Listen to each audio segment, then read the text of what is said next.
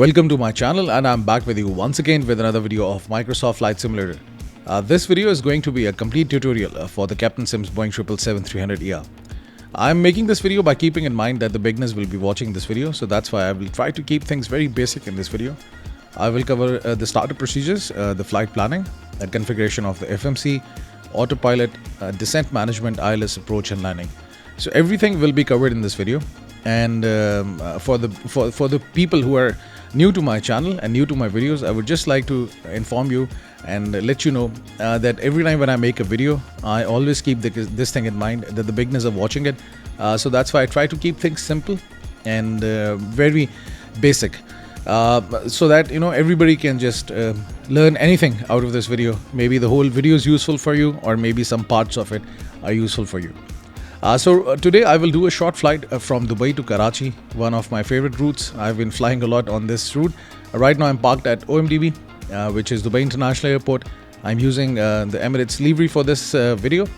The Captain Sim 777-300ER was I think released in the last quarter of 2021, and at that time this plane had some issues. I tried to do some videos which are there on my channel, but then I think the last video that I did was in December 2021. So after that time I stopped making videos for this plane because as it had some issues, so that's why I was focusing on some other planes. But nowadays I'm exploring all the features of this plane, and I'm just really enjoying flying it. The only one issue in this plane is the top of descent. You don't get the indication of the top of descent, but there is a solution to it which I'm going to tell you in this video. So do subscribe to my channel and press the bell icon so that every time when I upload a video you get the alert for that. So let's start up with the procedures. What I'm going to do is this. First of all, I'm going to turn on the batteries, and I will also tell you something basic about the power system of this plane. Every plane, either it be a Boeing 777 or 747, 787, all these planes have got three sources of power. One is the battery. Another one is the APU, which you can see it over here, the two controls, APU generator, and the third one is the engine. So if you have to start a plane, you first of all turn on the batteries. So batteries are an initial way of giving power to the plane so that the basic controls are up. You can do radio communication, and once you have established the radio communication, what you do is this. You switch to the external power. This is one of the fourth source of power for the plane. The external power is actually used at the ground. So once the plane is parked at the gate, all the power given to the plane is through a GPU van, which is known as a ground power unit, and it actually gives power to the engine for all the electrical systems, for the air conditioning. And once the plane is about to push back, the external power is disconnected because obviously the plane cannot carry on with the flight using the GPU. Otherwise it will be just hanging with the plane in the air. So the GPU is disconnected, and then the plane switches to APU, which is an auxiliary power unit, a generator at the back of the plane which gives power to the plane. And this power is used till the time engines have started. Once you start the engines, then you cut off the APU, and then all the power given to the plane is through the engines. So this is the one thing that I wanted to tell you, because when I started to learn the startup procedures, I was getting very much confused why the people in the YouTube videos are switching on and off so many buttons, and what's the purpose of it. So I had to go through lots of videos and reading material in order to understand what's going on. So right now, as I have some basic power of the plane, by turning on the batteries, I can have radio communication. Right now, what you can see is this, that for the external power, it's saying available. It means that the ground power unit is connected to the plane. If you don't see avail, there is a way to do it, and you go to the radio communication, you go to the ground services, and then you tune into the ground, and then you ask for the power supply. I've turned on the ATC sounds because during the flight it's a big distraction, and I will not be using ATC communication for this flight, but if you want to use it for your flight, obviously you can use it. So now the ground power unit will be connected to the plane. Let's have a look at it. So this is known as the GPU van, which is now getting connected to the plane. It will take some time, and I will just try to cut some time short. So that's why I'm just going to connect the external power. because you cannot run on batteries for a long time. So now the external power is connected, the air conditioning and all the systems of the plane are working. So till the time I'm done with the flight planning and configuration of the plane for the flight, till that time I will be getting all the power from the GPU. Let's give you some introduction of the parts of the plane. This display is known as the primary flight display. This is the navigation display. This whole panel is known as the mode control panel. Over here you set the speed, the altitude and the heading. This is known as the ICAS, the upper ICAS and the lower ICAS. ICAS stands for Engine Indicating and Crew Alerting System. You get all the alerts related to the flight over here on this screen. Unfortunately for this plane, the Boeing 777, these alerts are not working because it's kind of a modified version of the Boeing 747, which is the default plane for the Microsoft Flight Simulator. That's why you see these four columns, you can say, coming. Two are active and two are inactive because this is modified from the Boeing 747. So that's why you just only see two over here. Okay, this is known as the Flight Management Computer, or FMC or FMCGS. So you can also call it the Flight Management Computer and Guidance System. It actually interacts with the plane's flight management and guidance system, and you enter all the weight information, all the information related to the flight plan, the path, the speeds, and everything is entered over here. And I will also cover this in this video how to do it. This is the pedestal, actually, the thrust lever.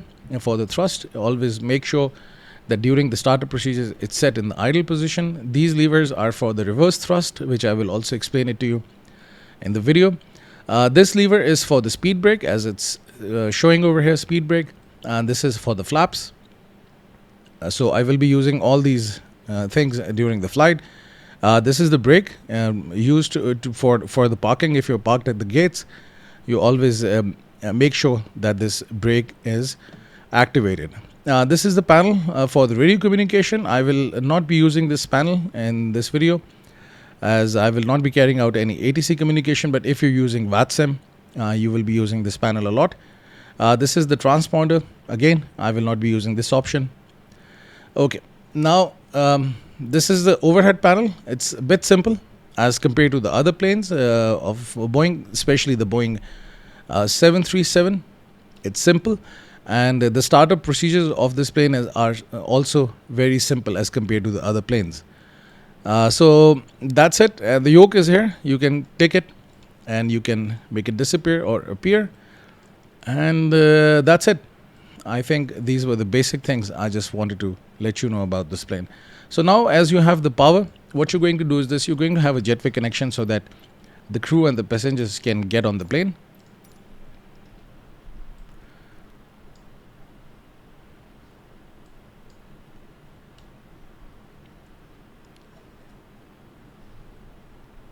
So you can see the jetway is getting connected. The door automatically opens, and that's it. What else? We can also call for the baggage services, and the cargo will also be loaded in the plane. Let's see.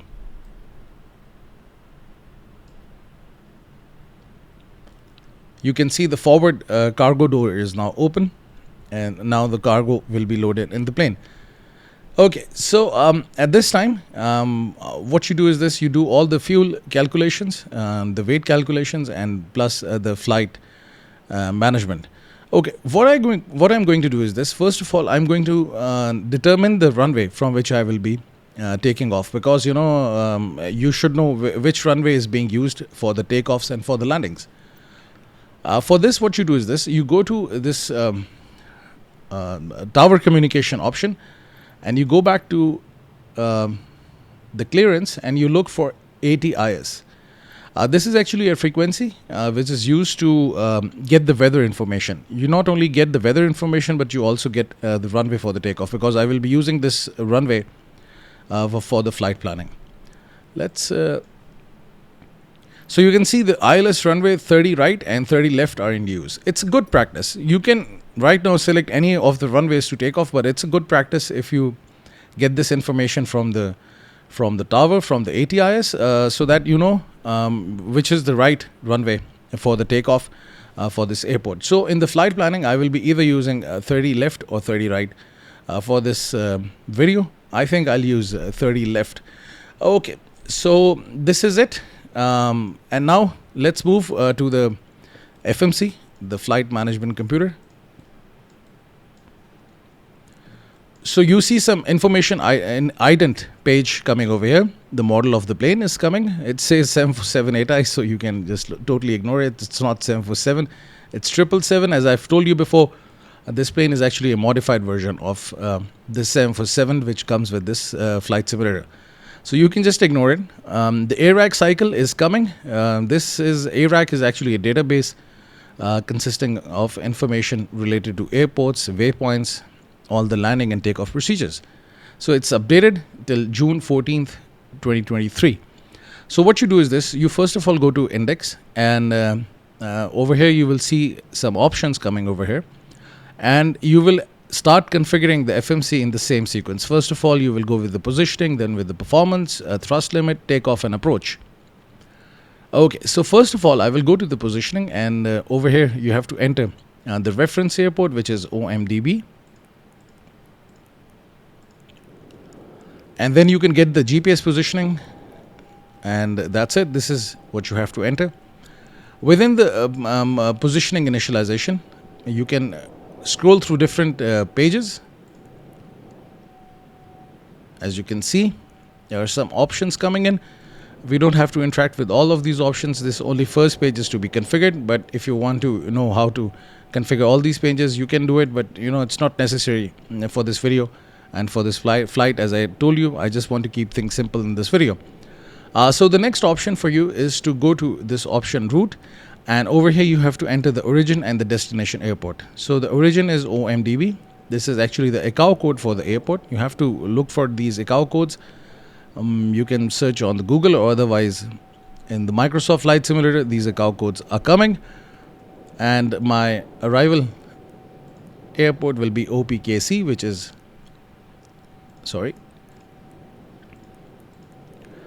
Karachi. It will take some time.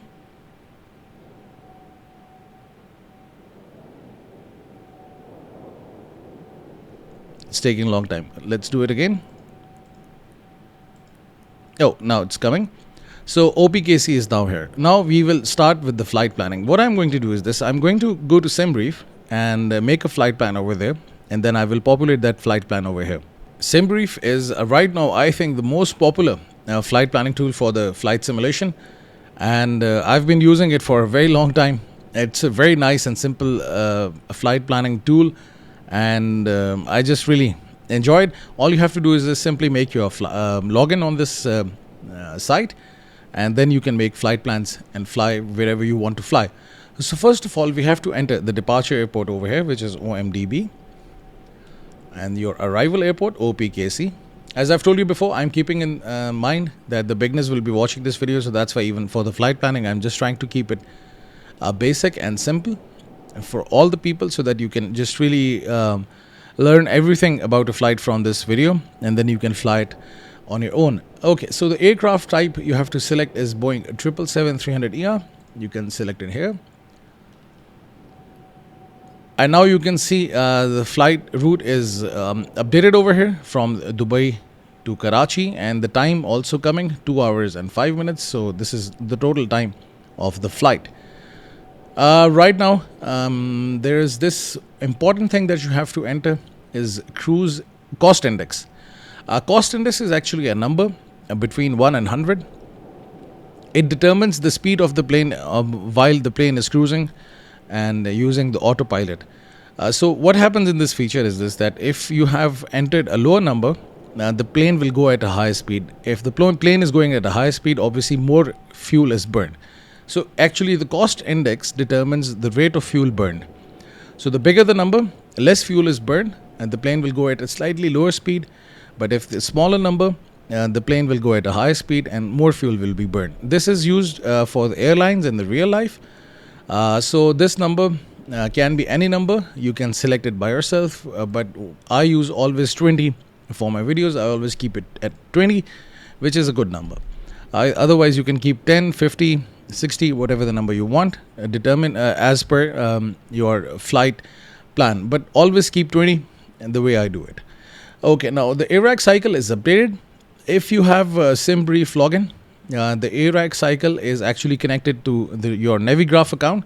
If you want to keep your ARAC cycle updated, then you have to get a subscription for the Navigraph. Otherwise, you will not get the latest information of the flight planning.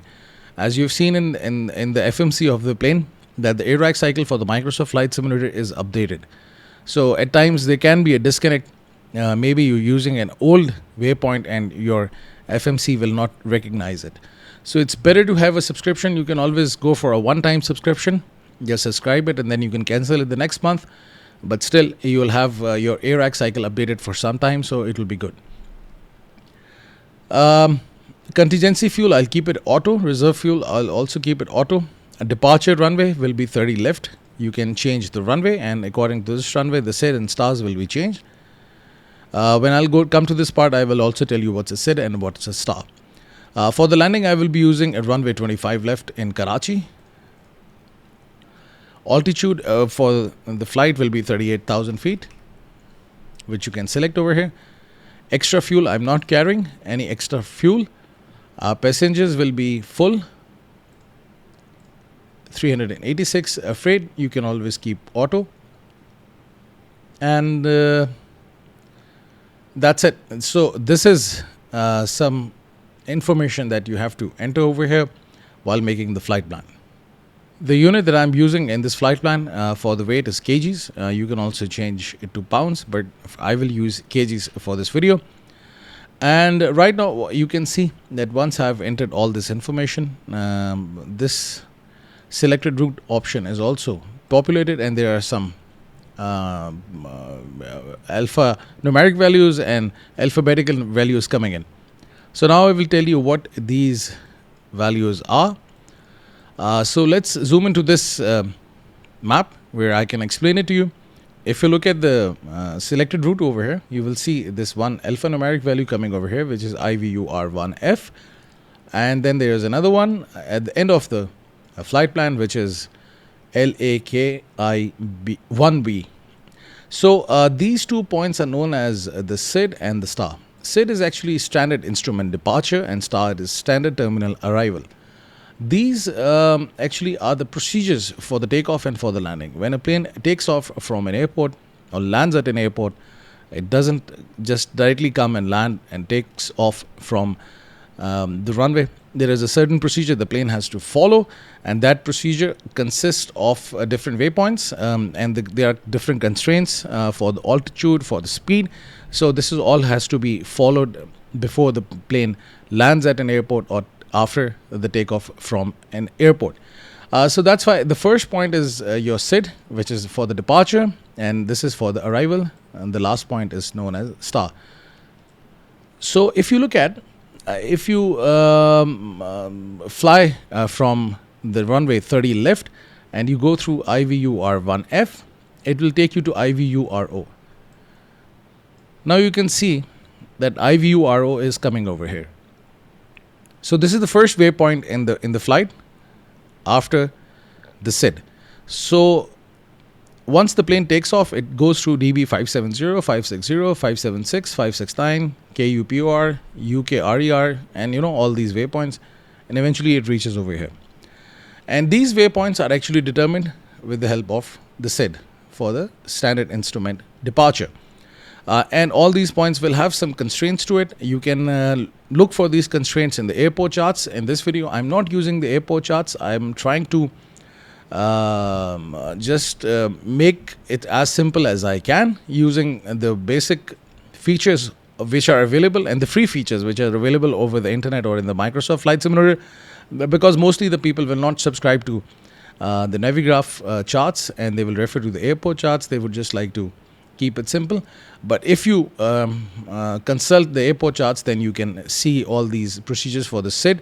I refrain from using the airport charts because some people just come and they comment that everybody cannot subscribe to the charts, and most of the people, they are not really comfortable. They don't really know how to do it. So that's why I try to keep things simple and tell you how to do a flight planning without the charts. But in some cases, you have to use it, and you have to get a subscription. I also, refrained from getting a subscription for a very long time back in 2018 when I started the flight simulation. But eventually, I tried to, bypass the system, but I couldn't. You have to consult the airport charts for departures and procedures if you really want to learn how to fly a plane in the flight simulation.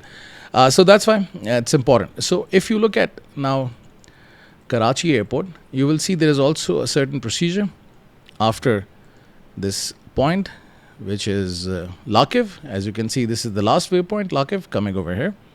And after Lakiv, it's Laki 1B or LAKI 1B.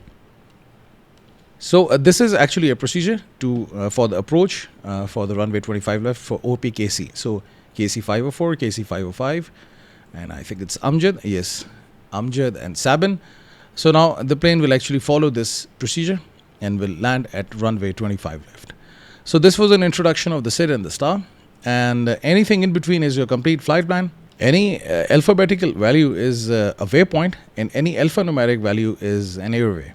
So right now IVURO is a waypoint, M677 is an airway, and then Laldo is a waypoint, and B505 is an airway. Airways are actually, you can say, roads in the sky, which the planes actually follow. If I click this option, I think you can get it from here. Yes, airways. Let's wait. So these are the airways, and right now you can see in this flight plan, certain airways are being used, and they are also labeled. So that's it. So while entering the flight plan, you have to know which is your airway and which is your waypoint.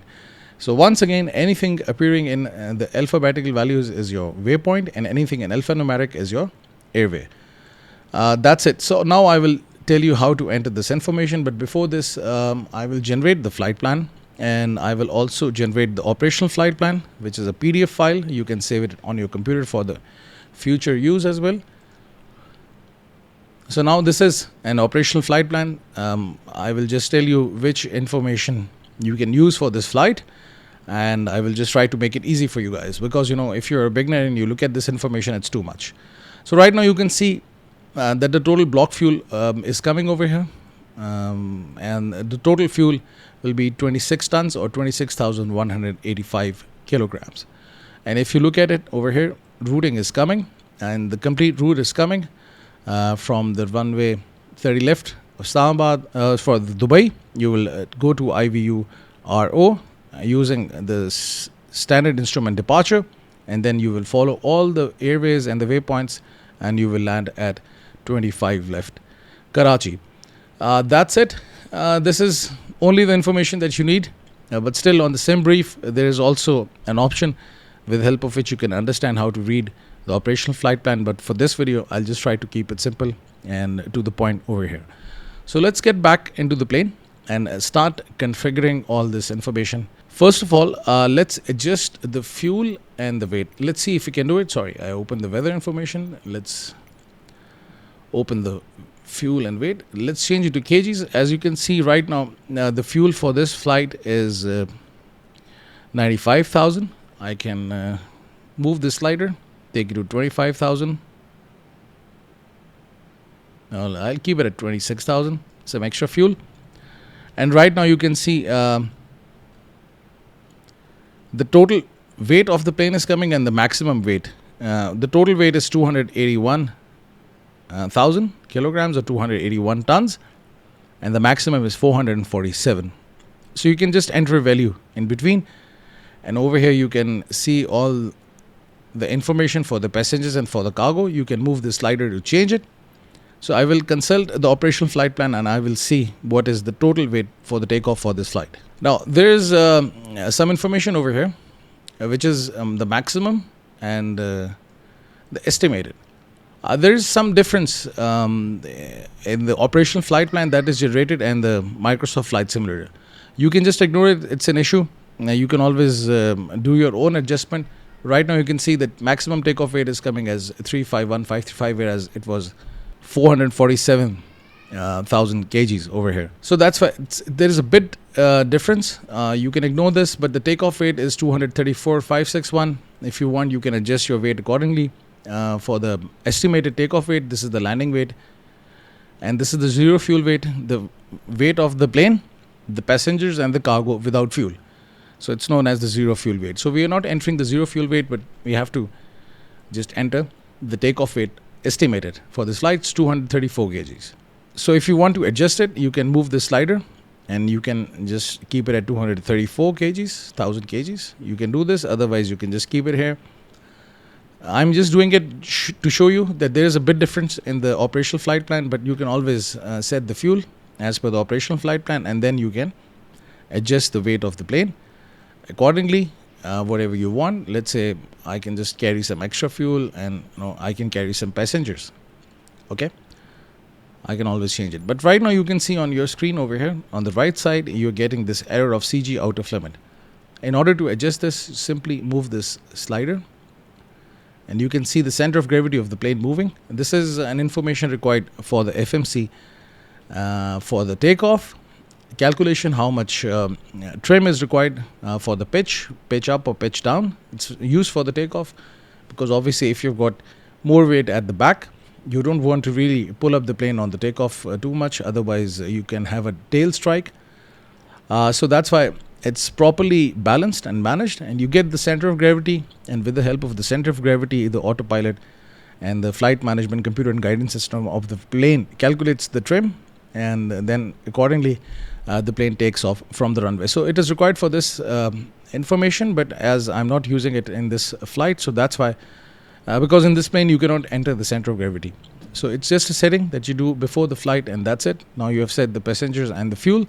With this, you can call in for the fuel services. As soon as the fuel services are done, you will see this screen coming up. So right now for this video, I'm just going to ignore it. So let's go and start configuring the information for the departure runway. You have to enter this information over here and departure arrival. Let me just show you again. If you go to this option route, you see the route coming in, and this is I have entered the origin and the destination, and with this you can also enter the departure. So departure is runway 30 left, and this is IVU R1F as it's appearing in the operational flight plan, the SID, which is the standard instrument departure. You select this and you press execute, and then you again go back to route. Now in order to see your route, you have to press this button next page, and it will take you to this page, IVU R1F to IVU RO. So this is the first part of your flight plan. Then you have to enter M677 to Laldo, which is M677 again, an alphanumeric value, it's an airway, and an alphabetical value, which is a waypoint. So M677 to Laldo. Let's enter it over here, M6772.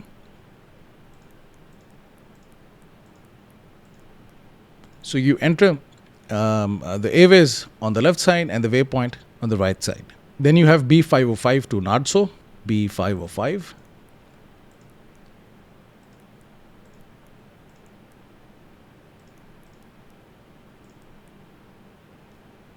Then you have B524 to Alpur, B524.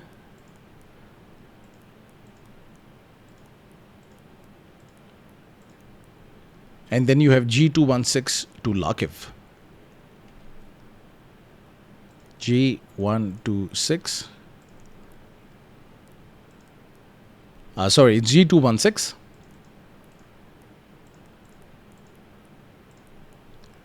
To Lakiv. And that's it. Now you have entered the flight plan. Starting from your SID, which is the standard instrument departure. Now for the arrival, select the runway, and there are different options coming in. VOR, it's actually very high frequency omnidirectional radio.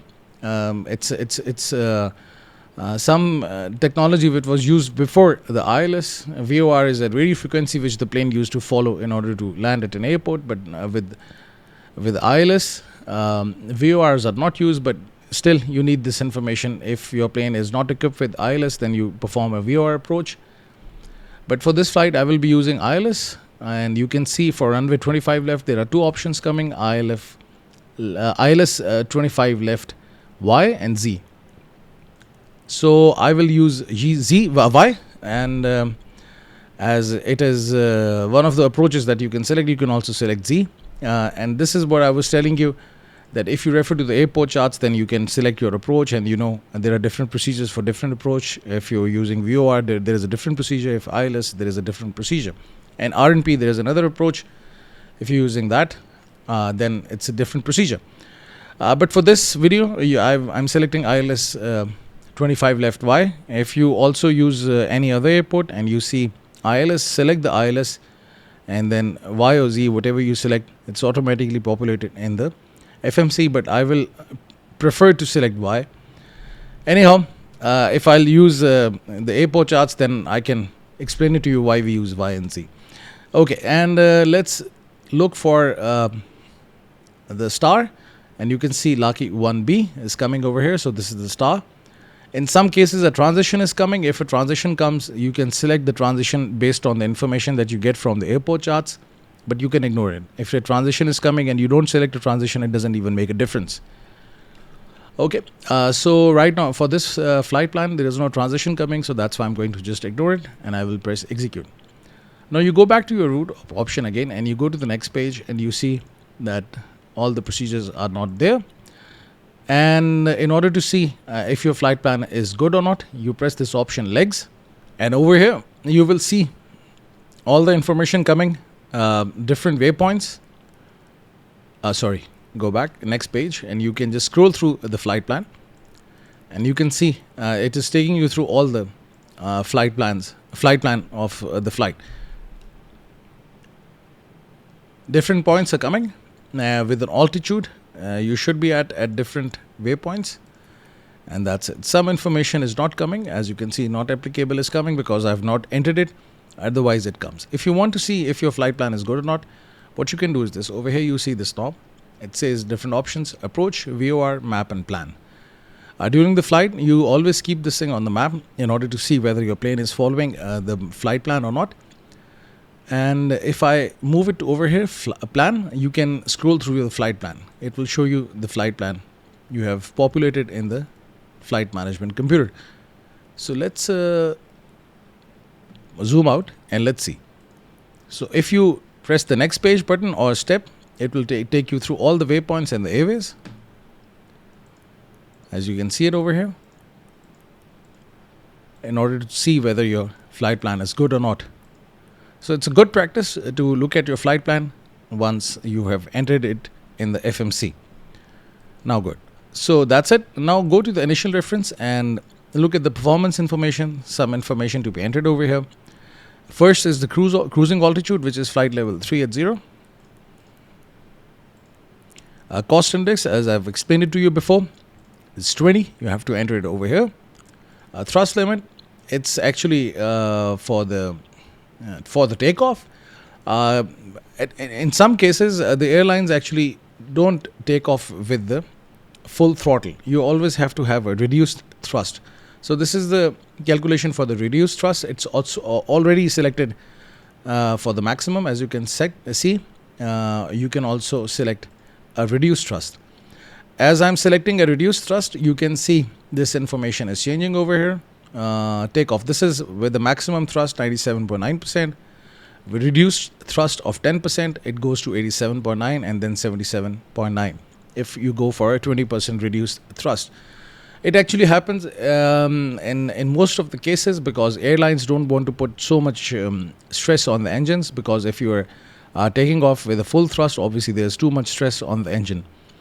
So that's why there is a performance calculator for the takeoff of the plane, which takes into consideration many things, which includes the weight, the passengers, obviously weight of the passengers, the cargo, and plus the runway conditions, the wind and everything, the fuel also. So you take everything into consideration, and then you see that how much thrust is required for the takeoff. And obviously you should have a longer runway if you are going with a reduced thrust, because then the plane has to run for a long time in order to get the maximum lift so that it can just take itself in the air. So that's why these things are used for the calculation. Unfortunately for the Captain Sim Boeing 777-300ER, there is no takeoff performance calculator. If you're using the Phoenix Simulations Airbus A320, or you're using the PMDG Boeing 737, or if you're using the Airbus A310, which is in the Microsoft Flight Simulator, you will see that the takeoff performance calculator is there in that plane. It is usually over here in the electronic flight bag on the left hand side of the captain, and plus on the right hand side of the co-pilot. So as you don't have a takeoff performance calculator, that's why you can just ignore it, and you can just go with the maximum thrust to N1 97.9%. So you can always use the first option, 97.9, which is okay. You don't really have to worry about this information. Now go for the takeoff. And for the takeoff, you have to get this V1, VR, and V2. I will just tell you what is V1, VR, and V2. But for this, you have to set your flaps. Flaps are actually on your on the wings of the plane, and they actually open to give additional lift to the plane, but they also create drag. So during the takeoff, you need a lift, but obviously you also want to have a reduced drag, because if you have a lot of drag, the plane will not actually attain the required speed. So that's why flaps are also calculated based on the weight the plane is carrying, the weather, the wind, and everything, and plus the length of the runway. So the flaps are calculated accordingly. But for this video, I will use 20 flaps. I'll tell you why I'm using 20 flaps. So this is the lever for the flaps, and over here you can select this lever to set the flaps. You can set them at 1, 5, 15, 25, and 30. So you can select them, and over here at the in the ECAS display, you will see the position of the flaps. So what happens if you just deploy the flaps? Can I do it right now with the engines off? Yes. So at the front, this is known as slats, and at the back are the flaps.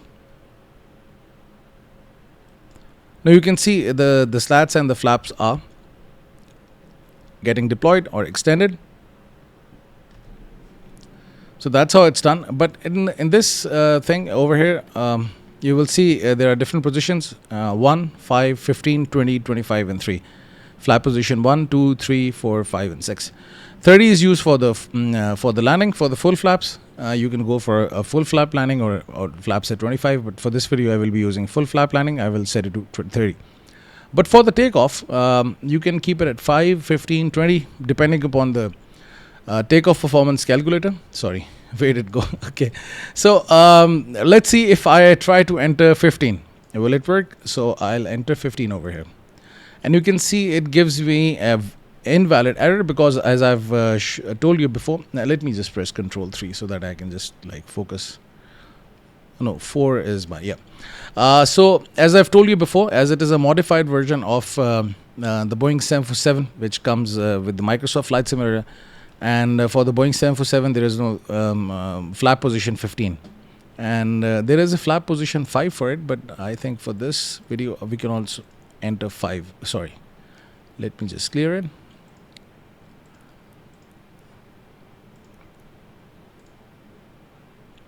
The click regions are very strange. Anyhow, so I can just clear it. You can see you cannot enter 5. So the only value that you can enter is 20, which is a logical value. Otherwise, you can also enter 10. As I'm telling you, it's based on the Boeing 747. That's why you can enter 10.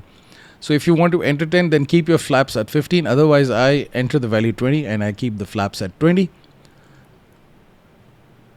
Let me just change the view, because this is getting now too much annoying.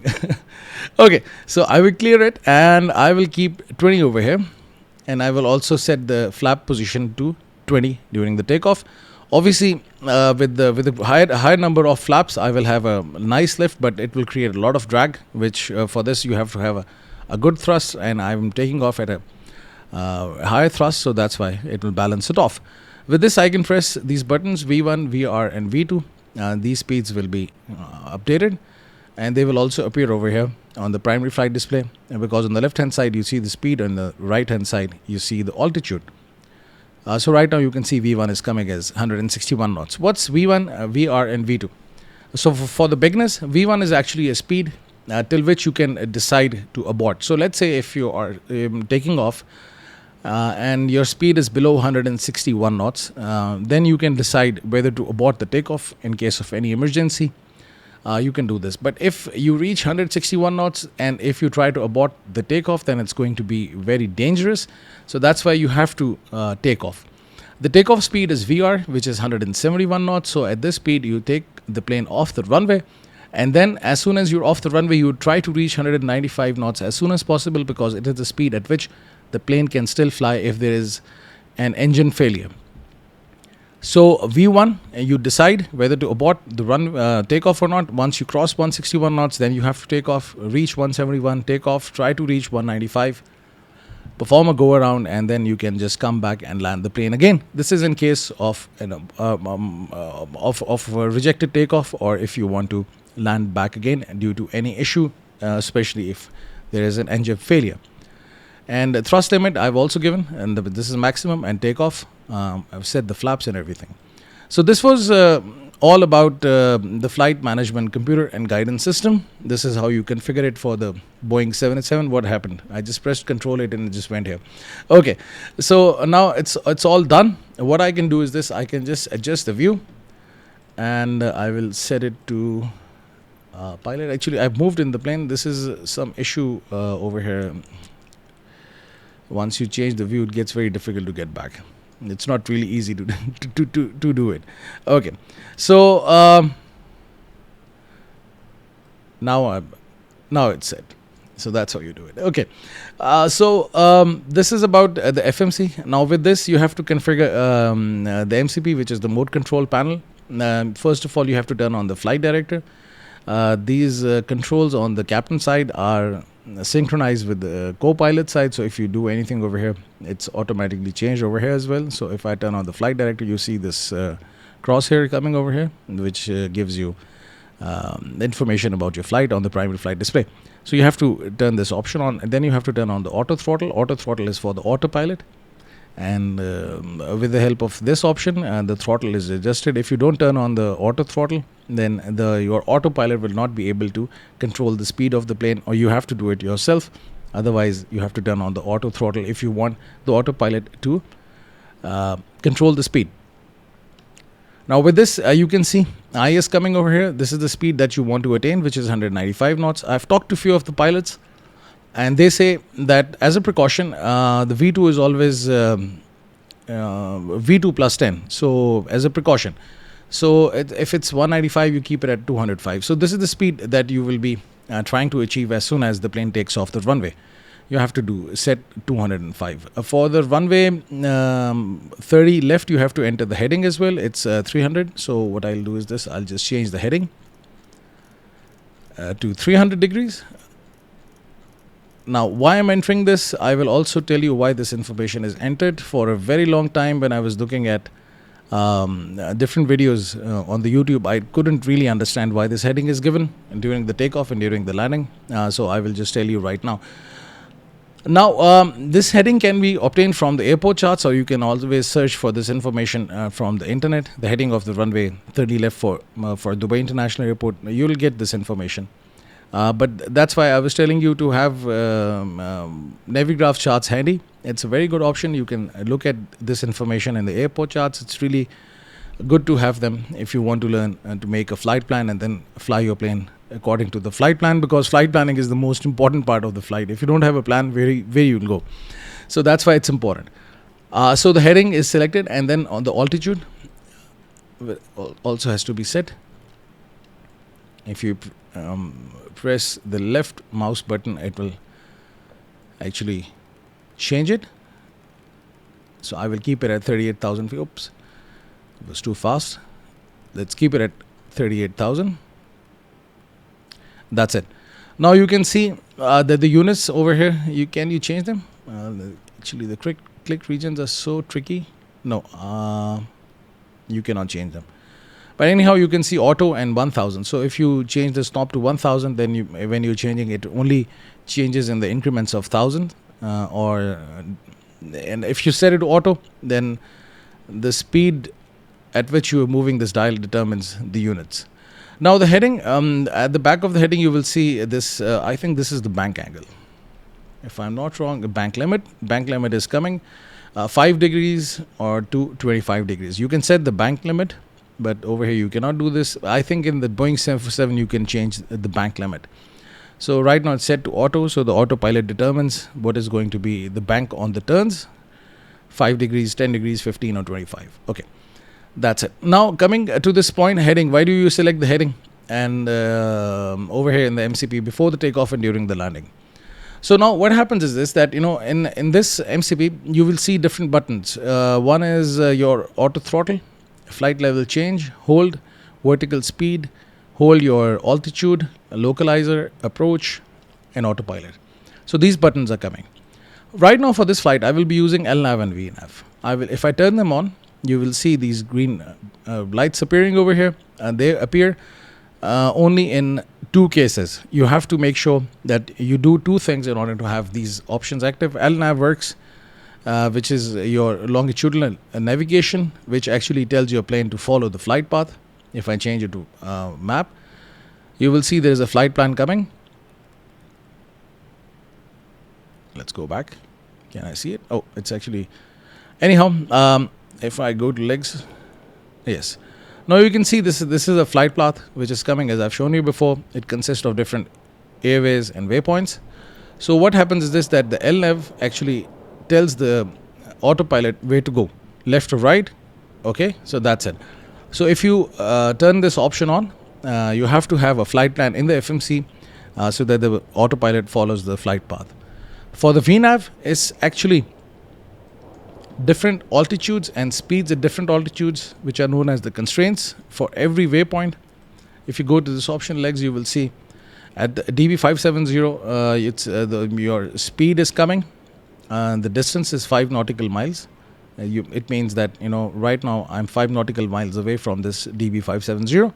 At this point, my speed should be 200, not more than that, and the altitude ceiling is 3,880.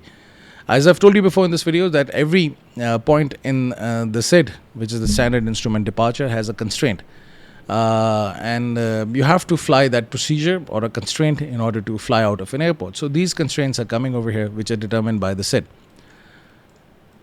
So this is why you have to activate VNAV. VNAV only works if you have the performance data for the takeoff. If you don't have the performance information of the takeoff in the FMC, VNAV will not work.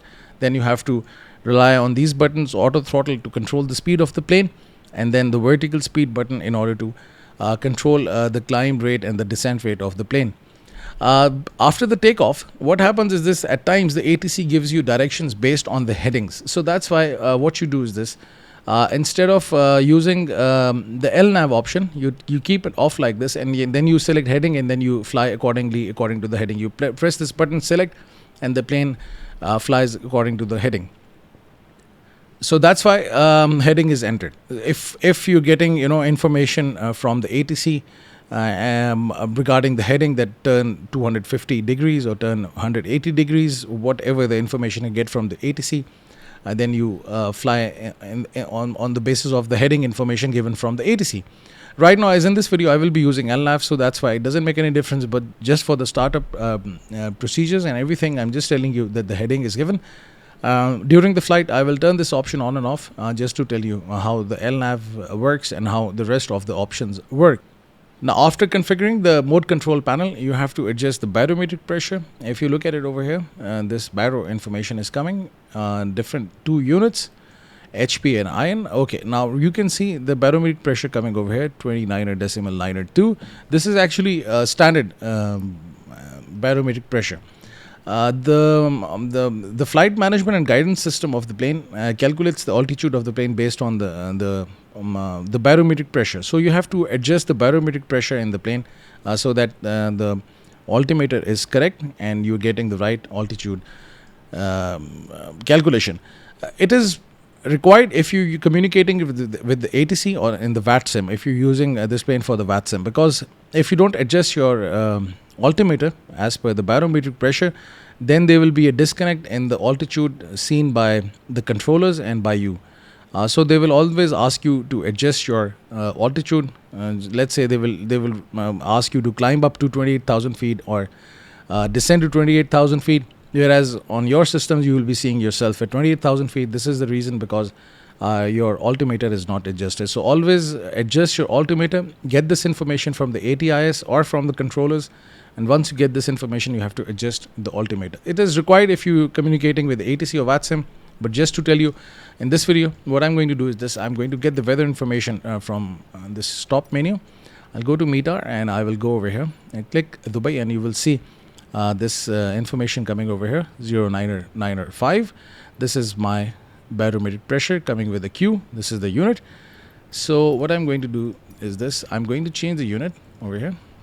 If you move this knob, now it's coming in HPA. You can 0995.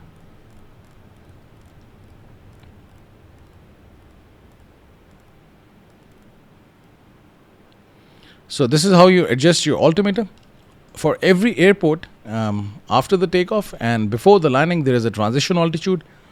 And at this transition altitude, what you do is this: you change this barometric pressure from the given one to the standard, and while pressing this button. So if I press standard, it'll go to the standard atmospheric pressure, which is 29.95 or 1013. So in this case, at Dubai International Airport, it's 995. And right after the takeoff, after the transition level, I will click this button standard and it will change to 1013. This is what you have to do. Transition altitude is also given in the airport charts, but for this video I will consider that for the Karachi and for the Dubai, the transition altitude is 5000.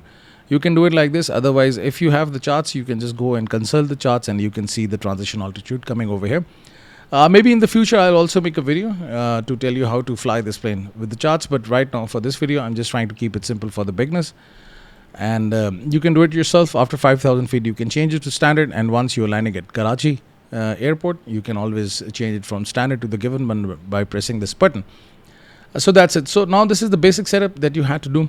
Flaps and speed brakes, I will activate them. Although it's armed right now, you can always disarm it by moving this lever forward.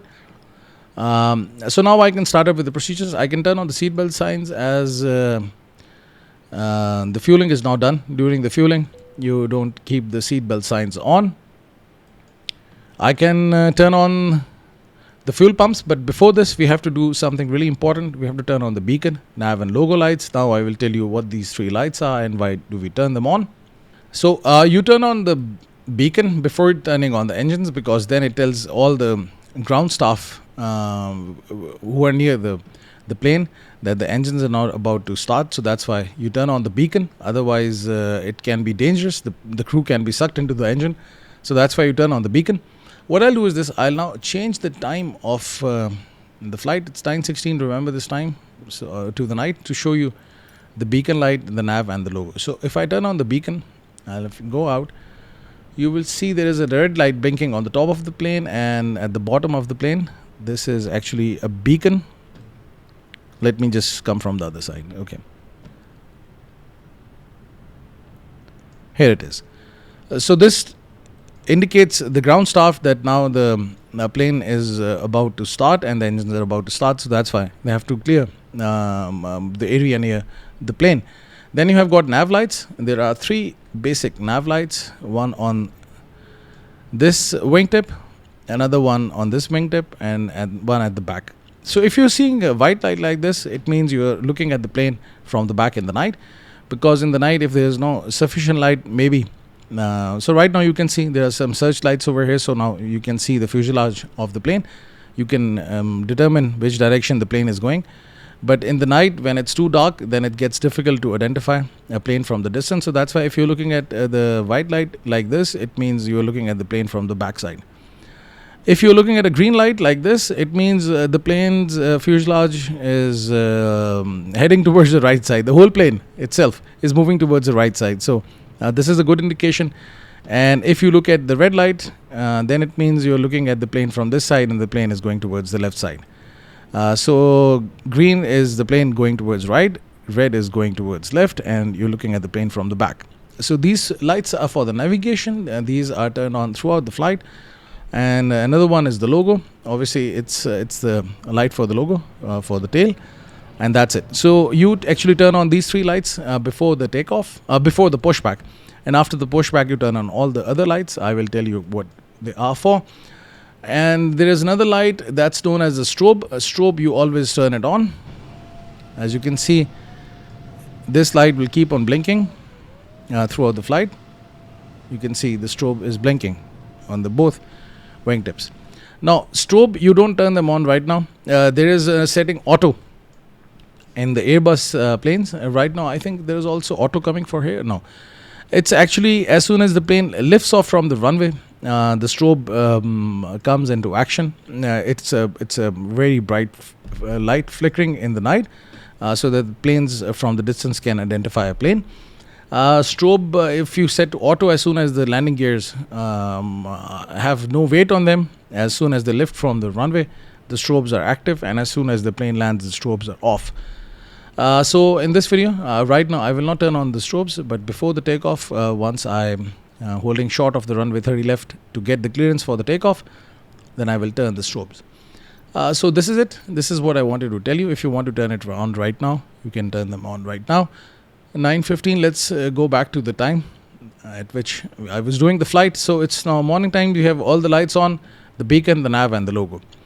Now what I'm going to do is this. I'm going to turn on the fuel pumps, and these are the buttons for the fuel pumps. So turn on the fuel pumps, and that's it. And now I can start the APU.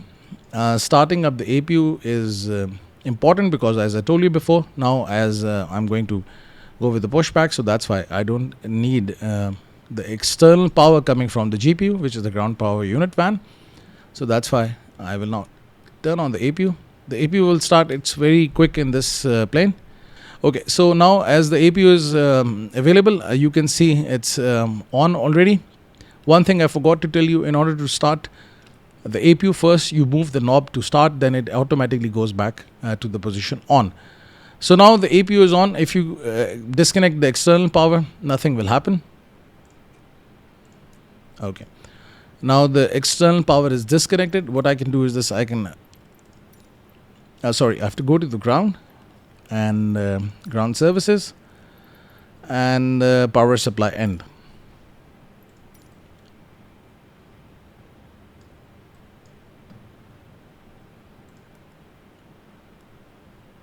I will set this to map. Now you can see that the ground power unit van is going. Now only the jetway is connected. As soon as I call the pushback, the jetway will also be disconnected. But right now I can ask the ATC to disconnect the jetway, and now the jetway will be disconnected. So everything is set now. Seatbelt signs are on, lights are on, fuel pumps are on. You just look at your panel and see for any issue. No smoking sign is set to auto, which is turned on throughout the flight. And that's it. During the flight, I will also tell you how to control the internal lights for this plane. Right now, this morning, we don't need these lights, but I will change the time of the flight during the flight in order to show you how to use these controls. So right now you can see the jetway is disconnected. With this, I can ask the pushback tug. You can see the MCP is all set, FMC is all set. I can release the parking brakes, and then I can ask the pushback tug for the pushback. So the pushback tug is here. Now as the runway 30 left is over here, as you can see the flight is starting from over here. So I have to go this way on the left side. So I will ask the tug to steer to the right side, so that my plane is facing towards the left side, towards this side. Okay, so this is one thing that you have to take care of during the pushback. Okay, now everything is looking good so far.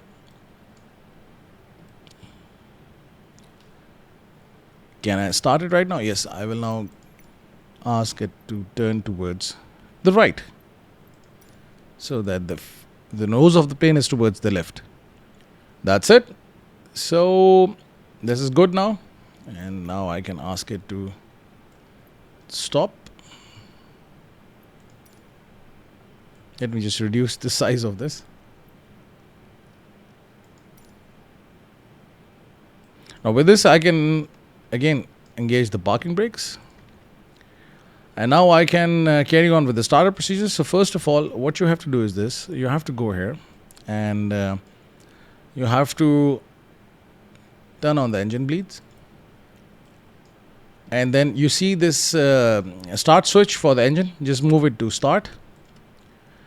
And the fuel flow control of the engine 2, you turn it on. And now you can see the numbers changing over here. The exhaust gas temperature, it's coming over here, EGT. And the N1, and the forward turbine of the engine, it's moving, you can see. So you first turn on the engine 1, and then you turn on the engine 2. So that's how you turn on the engines in the Boeing 777-300ER. With this, I can set the flaps to position 20. I have configured F7 key for the flaps, so I can press it 3 times for 20, or I think 4 times. Yeah. So the flaps are now extended, and let's have a look at it.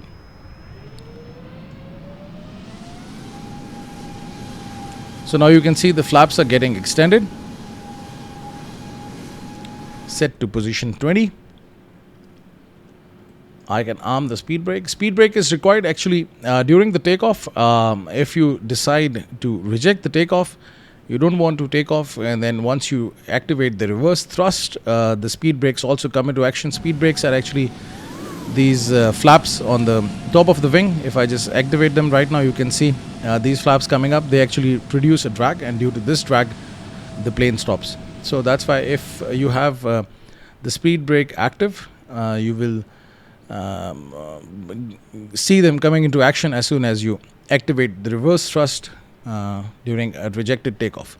Now, as engine 1 is stable, you can see the exhaust gas temperature 569 degrees and N1 is 24.2. Now, for the engine 1, let's turn the switch to start, and then fuel flow control for the engine 1. Just turn it on, and this engine will also start. So now let's look at the basic things, the things that were required. Otherwise, in Boeing 747, if you're doing a flight, you will see all this information coming over on the ICAS, which is the engine indicating and crew alerting system. You will see APU running. It means that your APU is on, then speed brakes armed, your flaps position coming over here. So you see this information over here. As on this plane, this is not here, so we have to check it ourselves. Because as soon as we have power from the engines, we have to turn off the APU. It's not required. You can see this switch coming back from start to normal. And 569, it will stabilize the EGT, and the N1 will stabilize at 24.2.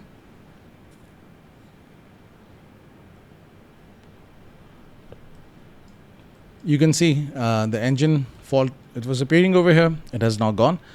So now as we have power from the engines and both the engines running, I can turn off the APU because we don't need the APU anymore. And the APU bleed is set to auto. Just keep it at auto because once you land, you turn on the APU, then again you have power from the APU. But during the flight, we don't need the APU running. Okay, so now with this, I have to turn on these lights, the taxi lights on, the runway turn off, and plus the landing lights. Now, what I'm going to do is this. I'm again going to change the time of the day to night to show you how these lights work and why do you need them.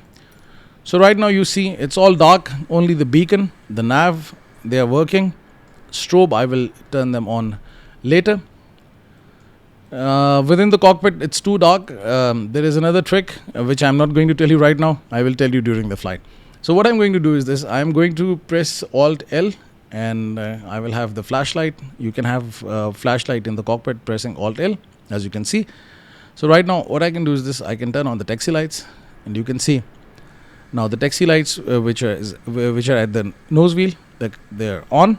You don't turn them on the parking, or you just only turn them on after the pushback because they are at a lower level. So that's why it's going to be really distracting for the people at the ground. So you only do it after the pushback.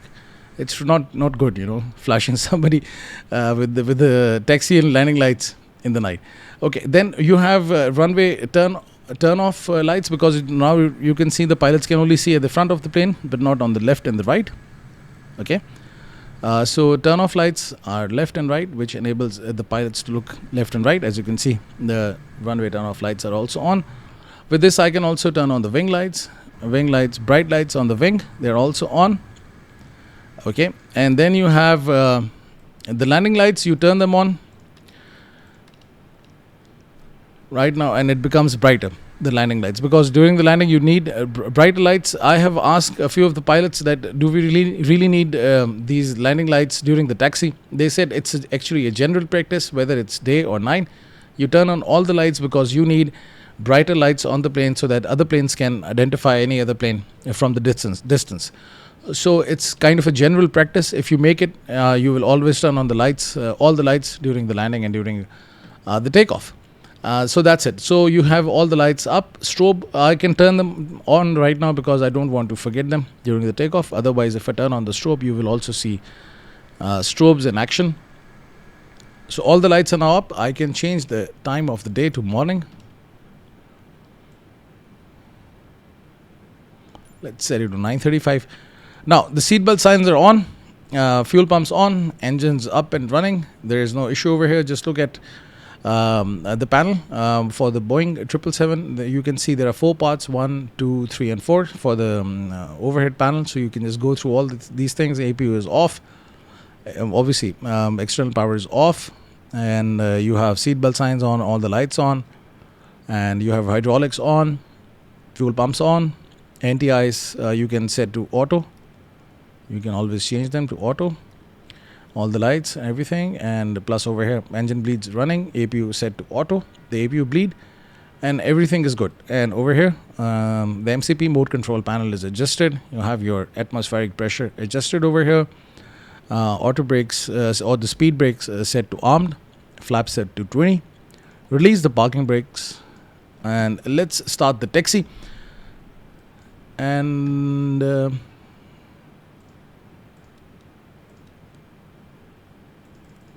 if I zoom in, I can see the airport over here on the navigation display. So this is a good thing. So with this, you can see all the taxiways and plus the runway. So keep it like this.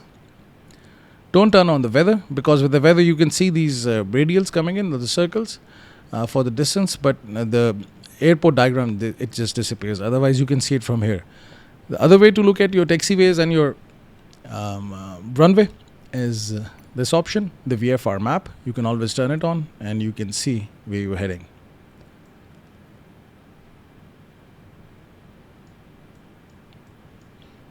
You can always turn on the GPS tracking and you can see. Okay, so now I will start the taxi towards the runway. Pushback is kind of a difficult thing. In this simulator, it's very difficult to actually identify the line and then align it with your with this line yourself. I'm very bad at it. Kindly ignore it for this video. Maybe you can just master it yourself. So that's it. This was about the pushback, the FMC and everything. Now in the other part of this video, which you will see it now, I will just tell you things about the takeoff, the autopilot, descent management, and the ILS, which is a very interesting part of the flight, and plus landing this plane smoothly. I will also talk about the reverse thrust. You can see one plane flying. It's going from 12 right, whereas the runway in use was 30 left and right. This thing happens to me every time at the Dubai International Airport because I'm not using ATC. I get the clearance. I don't get the clearance. I simply take off. And once I take off, there's always a plane coming on the runway. So if this thing happens in this video, kindly excuse me for that. Because I get these weekends to make videos. And the long videos, short ones, obviously, I'm making throughout the week. But these long videos, you need some time and you need a fresh mind to basically work on. So that's why I don't have the patience and the time to do it all over again. This thing happens. So if it happens in this video, you can ignore it. Okay. So right now you can just zoom in and you can see all these markings on the runway and the taxiways to see where is the runway. As you can see over here.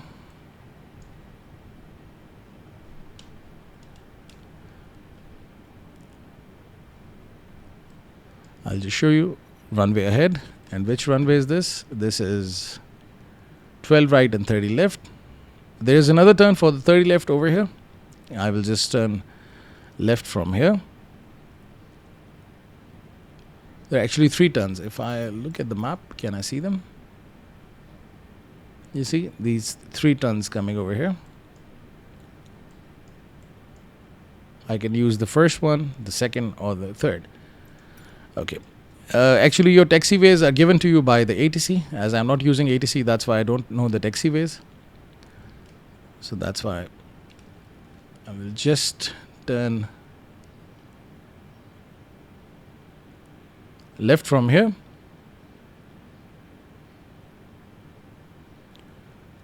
With this, you have to actually get the clearance for the takeoff. You stop here. I'm not going to stop over here. I'm just going to. And one more thing, you have to look left and right for any incoming and or outgoing traffic.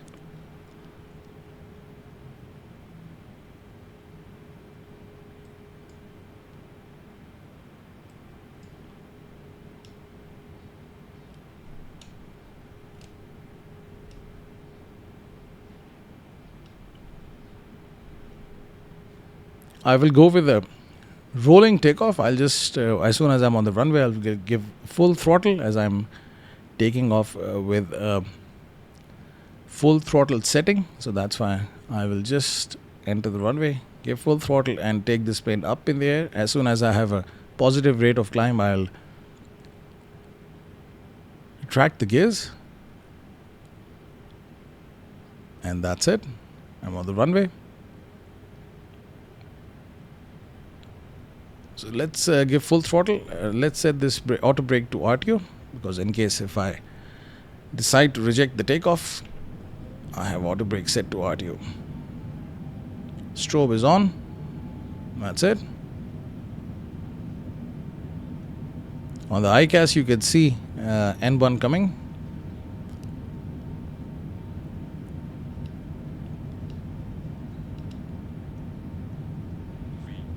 .161 knots VR, and I can just pull back on the stick and take this plane up in the air. As soon as I have the positive rate of climb, gears up.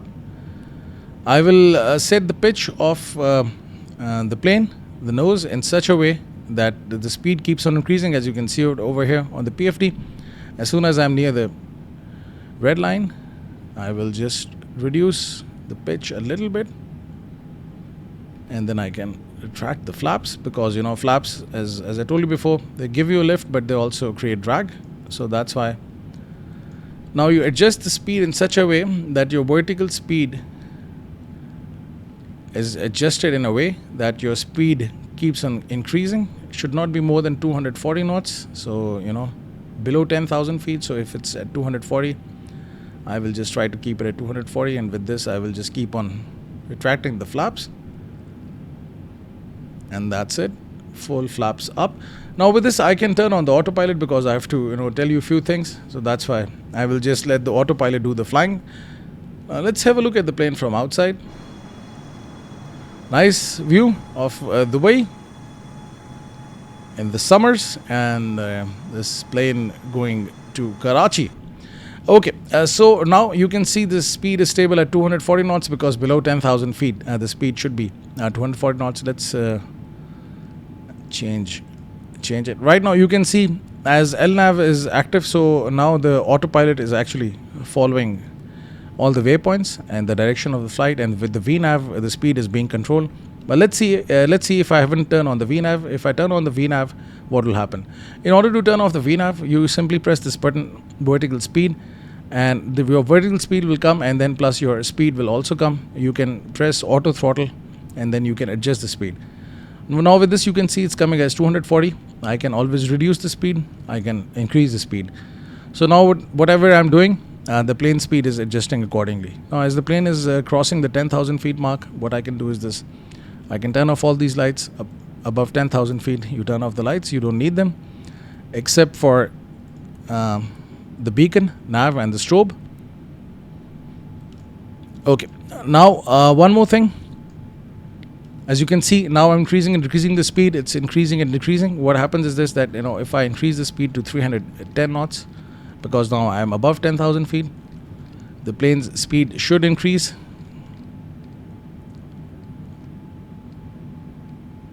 As you can see, the speed is increasing. If I want to further increase the speed, I can change the vertical speed over here.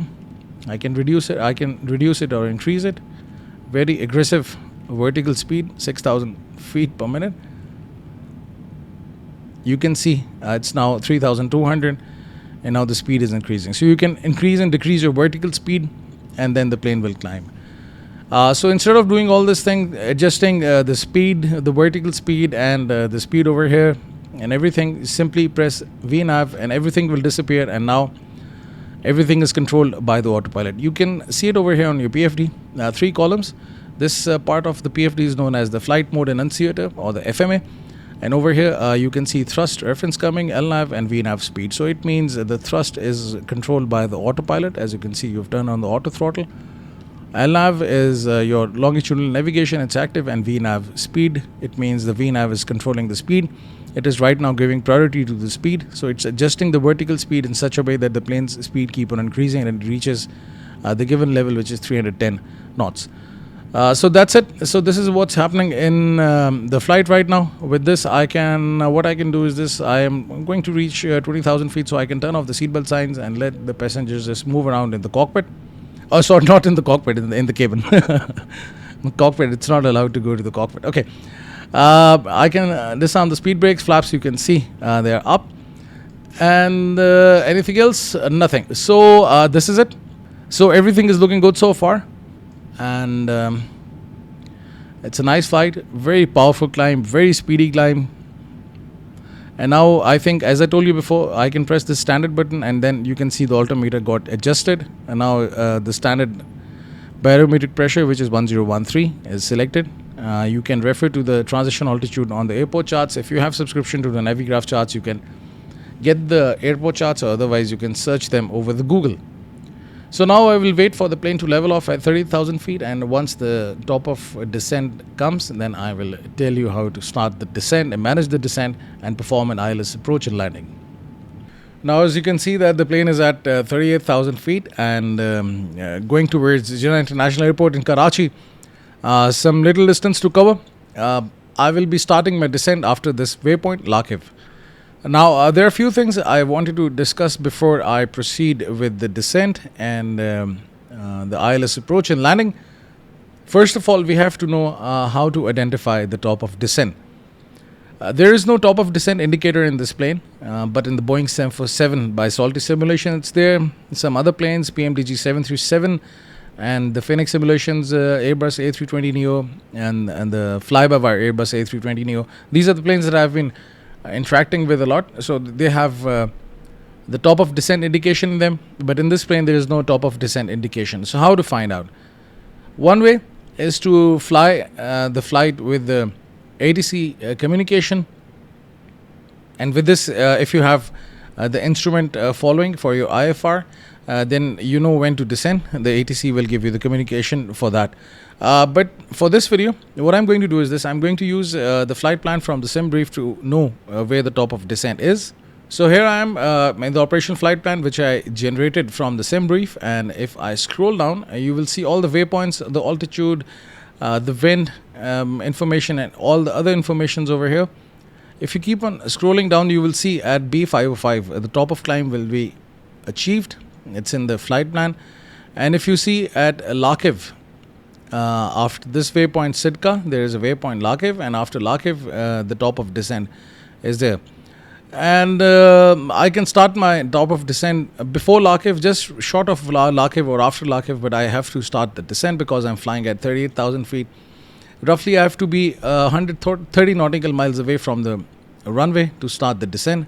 This is a safe distance to start your descent. Another way to find out your top of descent is to consult this option legs, and over here you will see that at Lakiv the altitude is coming as 380 flight level, all 38,000 feet. So at this point you will start the descent, because afterwards you can see there is no altitude information coming, and suddenly at CI25 LY it's 2000.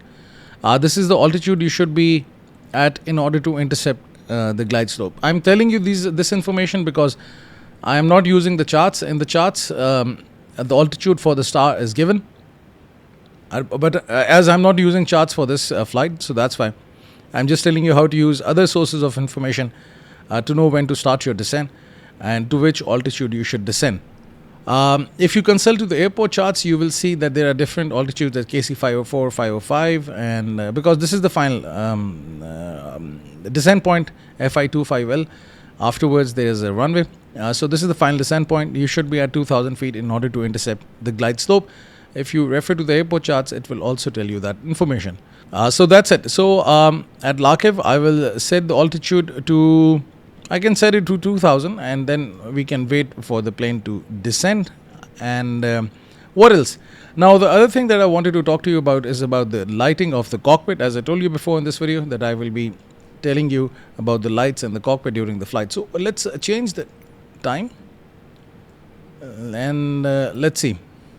What I'll do is this, instead of complete night, because it gets dark for some systems, I think I can just keep it like this. Okay. There is no way to turn on the lights. I've checked many things over here in the control. You cannot see, nothing works. There are no lights, the floodlights over here for the PFD ND and the glare shield and stuff.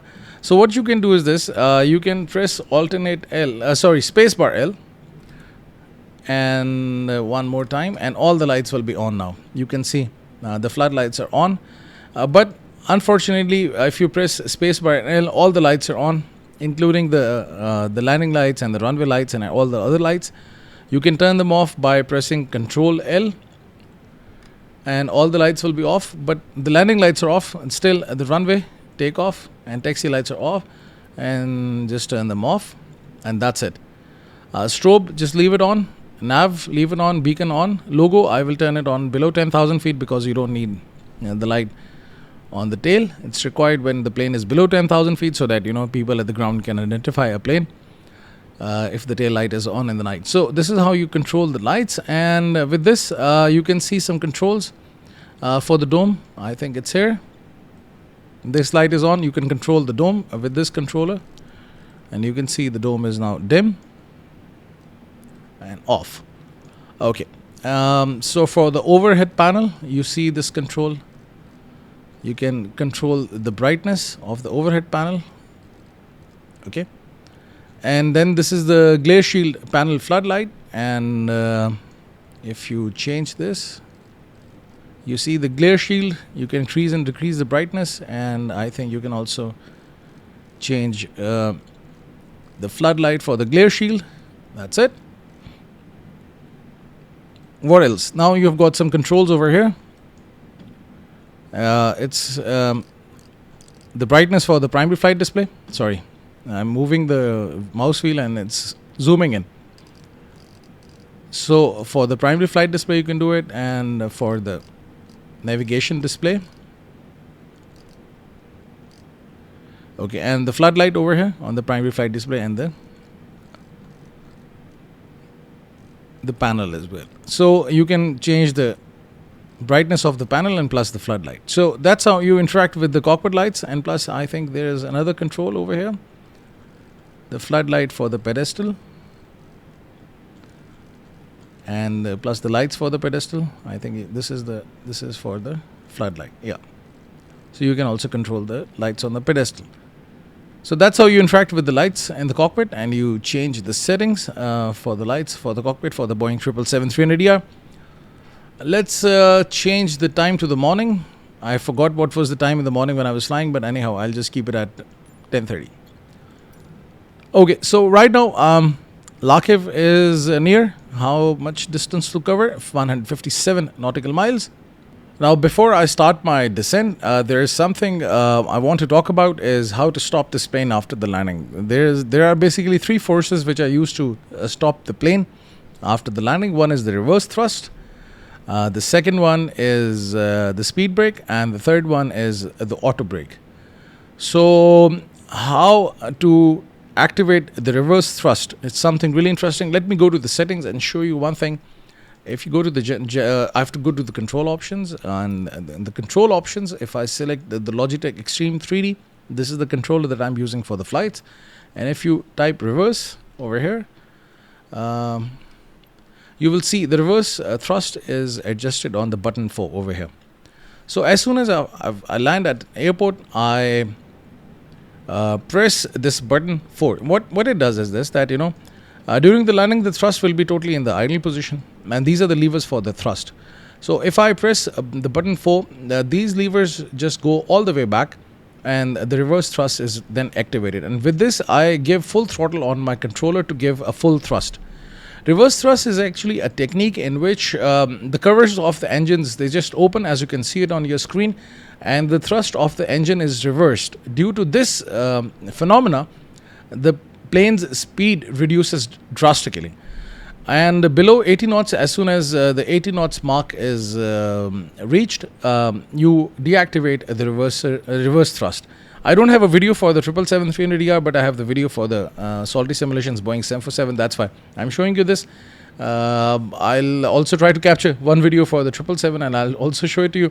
But for this video, let's go for the Salty Simulations Boeing 747. So in this video, you can see that the covers of the engines, they just open. And with this, the speed brakes are also applied as soon as you apply the reverse thrust. Because I will arm the speed brakes on the landing, I will pull this lever over here on this mark which says armed.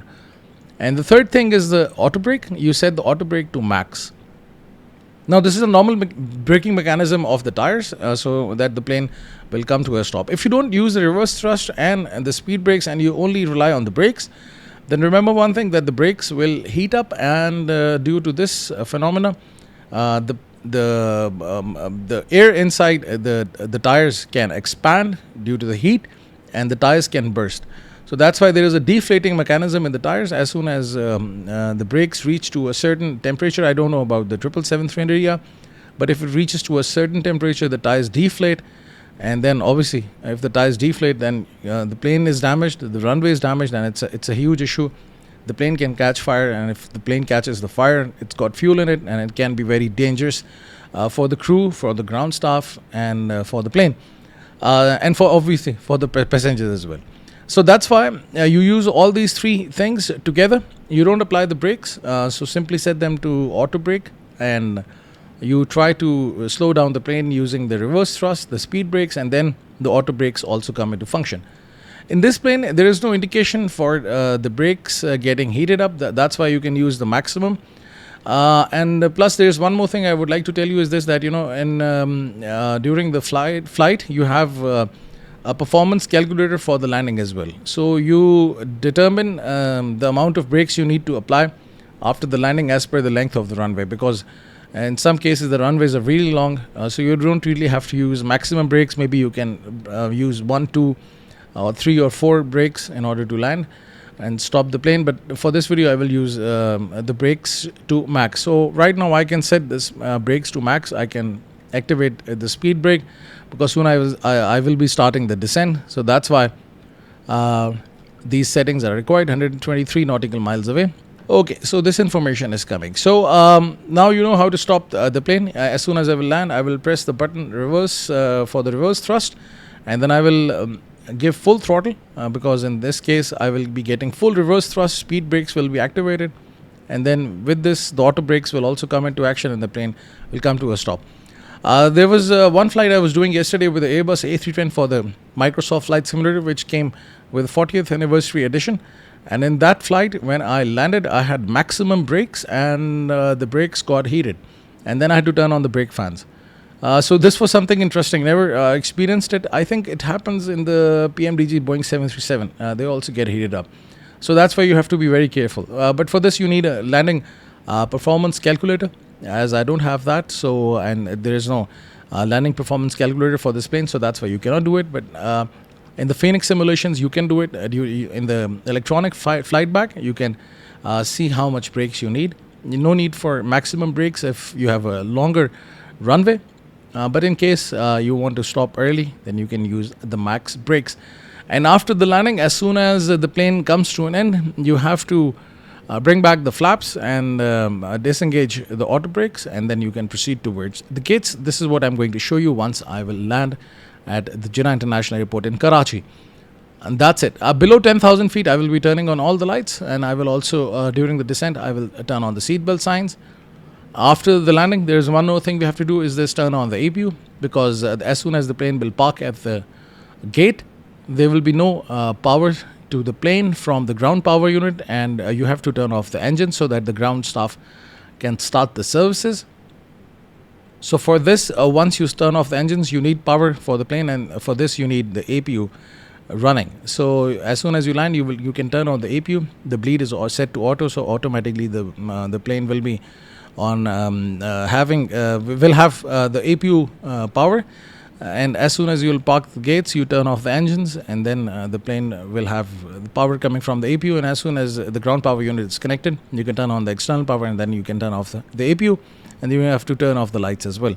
So this is something I wanted to tell you before you I proceed with the landing. And one more thing, I will also adjust the altimeter. Below 5,000 feet, as I told you before, every runway has transition altitude after the takeoff or before the landing, and at this altitude you have to change the barometric pressure. This information can be obtained from the airport charts, as I'm not using airport charts for this flight, so that's why I've set it at 5,000 for Dubai and for Karachi. So after below 5,000, I will also adjust the altimeter. So these are the basic things I wanted to talk to you about before I started my descent. Now you know how to start the descent and stop the plane after the landing, what to do after the landing. And now this was something I wanted to tell you. Now once I will start the descent and ILS approach and landing, then you will see all this thing coming into action. So as now the plane is near Lakiv, so I can do some settings before I start the descent. As I've shown you before in this option legs, to which altitude I should be descending. So I can straight away go to 2,000 feet for the final fix, and this is the point at which I will be intercepting the glide slope. So let's reduce the altitude. I was increasing it and set it to 2,000.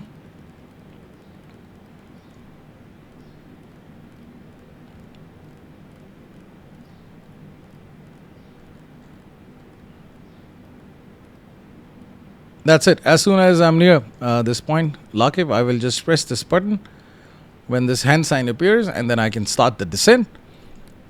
If I turn on this option data, can I see the constraints? Yes, if you turn on this option data, you can see different constraints at different flight levels. You just have to keep an eye on the descent. This is how you will manage the descent.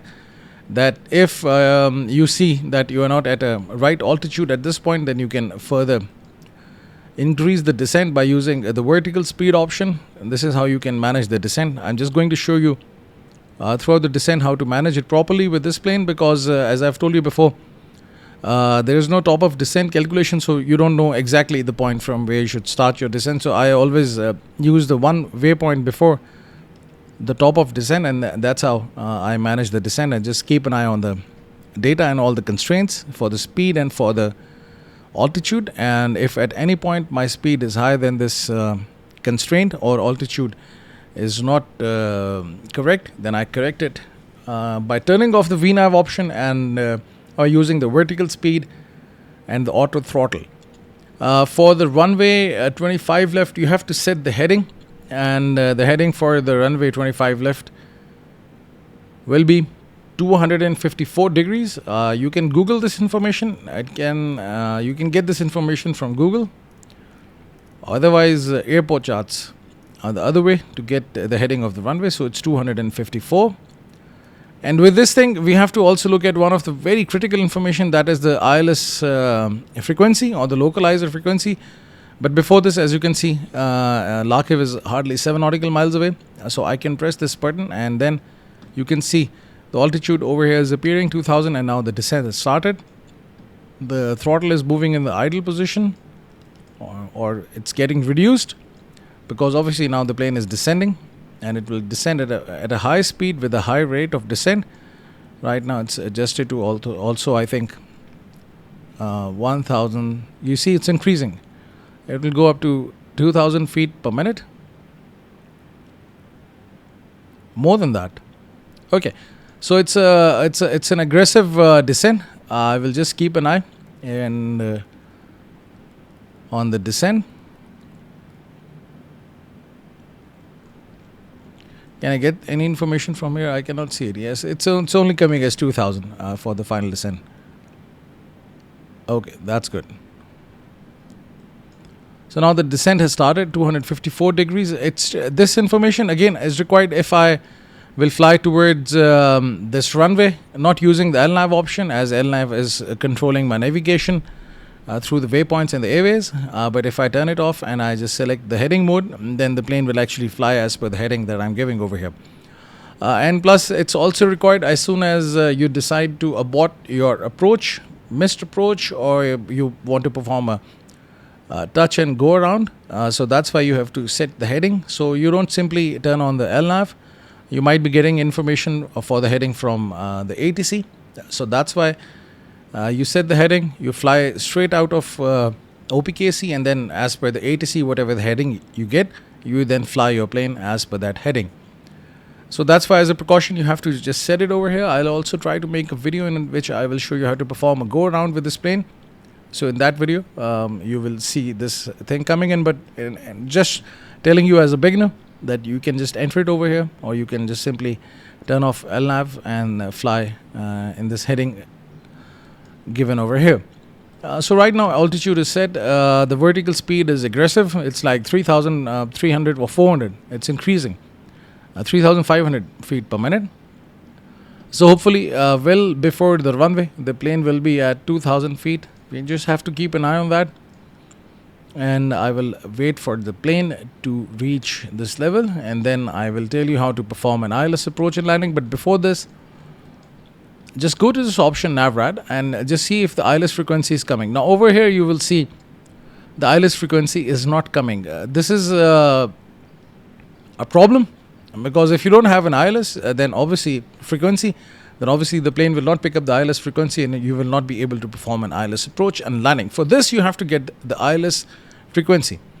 And this is the time when you need the airport charts, because only the airport charts have this information, ILS DME. If you can search it over the internet, you can find it. But otherwise, you have to get it from the charts. I'm using the Navigraph inbuilt menu for the Microsoft Flight Simulator. And now I'm going to consult the airport chart, so I can open the approach ILS Y25 left. And if I open this chart, you will see the heading of the runway 254, and plus you have to find the ILS DME, which is 109.7, as you can see it over here. So 109.7, this is what you have to enter. So this is one thing you also have to check before you land. It is picked up automatically for most of the airports, but I've tried landing in Karachi. It doesn't pick it up. So you have to enter it manually. But I think if you're doing flights in Europe or US, you will get this frequency. Even in the Middle East, it was getting picked up automatically. But if it doesn't, then you have to enter it yourself by consulting the airport charts. And you can see over here, transition altitude coming as 3,000. So at 3,000 feet, I can also adjust the altimeter based on the barometric pressure. And as now this descent has started, I can turn on the seatbelt signs. Below 10,000 feet, I will turn on all the lights. So right now I'm good with the landing.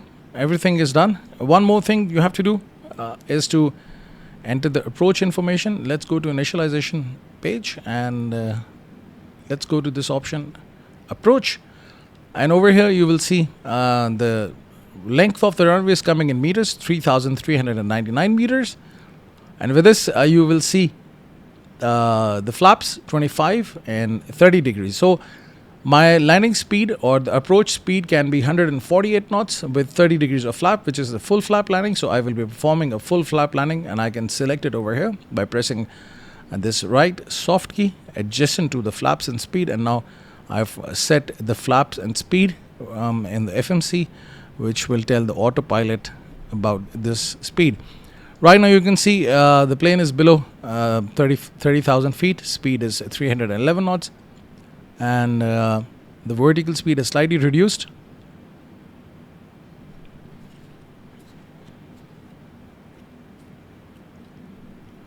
Remember one thing, that if you want an aggressive descent, high rate of descent, or more feet per minute during the descent, then you keep your speed high. But if you keep your speed slow, so your rate of descent will be slightly less. So it's good to descend initially at a high rate, and still if you see your descent has been very aggressive, so then you can adjust the speed accordingly. Below 10,000 feet, the speed will automatically come to 240 knots because there is a ceiling. Above 10,000 feet, the speed goes more than 240 knots, but below 10,000 feet, during the takeoff and during the landing procedures, your speed should not be more than 240 knots for 10,000 feet. Right now, the plane is heading towards KC 504, which is 41 nautical miles away. Let's reduce the zoom.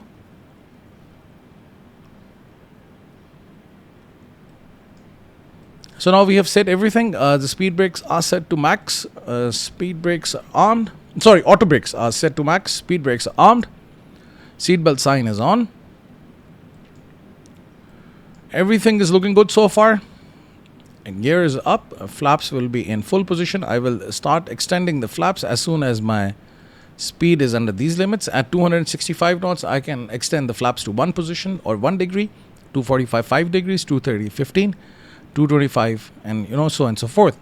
So these are the different speeds during the descent at which you should have your flaps coming into action. So this information is also here. So I think the descent rate is high. What I can do is this. I can press this vertical speed and I can reduce it to, let's say, 1850. Now you can see the VNAV has disappeared. Now I'm controlling the vertical speed and the speed of the plane. As you can see, VS and thrust is coming over here. So which means right now the priority is given to the vertical speed. As I'm setting it over here. But if I increase the vertical speed, the speed will increase. As I'll show you why this information is useful over here. Why I'm saying priority is being given to the vertical speed. If I increase the vertical speed, you will see the speed will keep on increasing and it will not stop, because right now the priority is the vertical speed. That's why you can see it can cross the 320 mark. Even if I press this auto throttle, the throttle is getting adjusted, but still the speed is not getting controlled because priority is given to the vertical speed in the flight mode annunciator. So that's why over here you can then bring your vertical speed to such a level that your speed is maintained at 320 knots. So that's why it's very good to understand what's given over here in the flight mode annunciator. 14,000 feet to go, and that's it.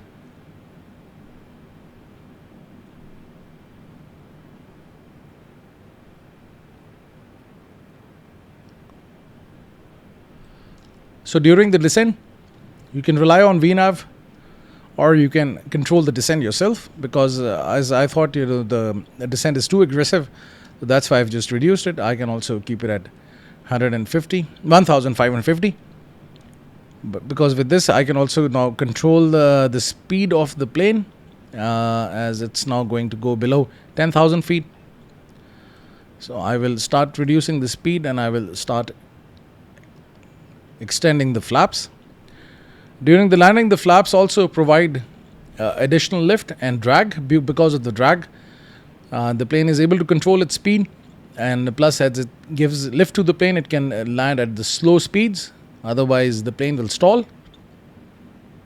So that's why it's important to extend the flaps at the given speeds, which are there on the panel, just right next to the auto brake option. 12,100 feet. And now as the plane is going to go below 10,000 feet, now I can reduce the speed to 240 knots.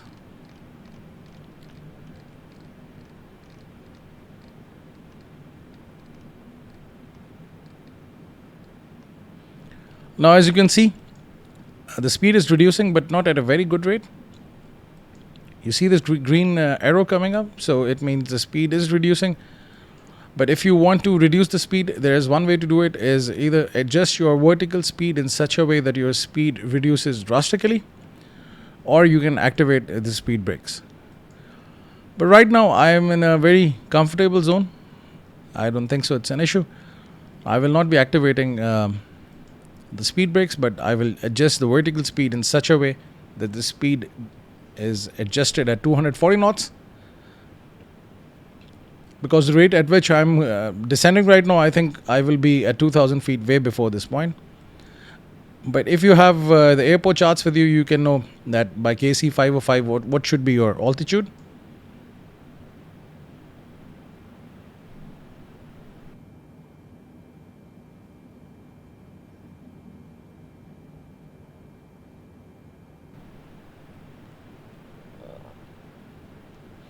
Can we see it? Let's just give you an example. How do you look at it? Okay. So if I go here,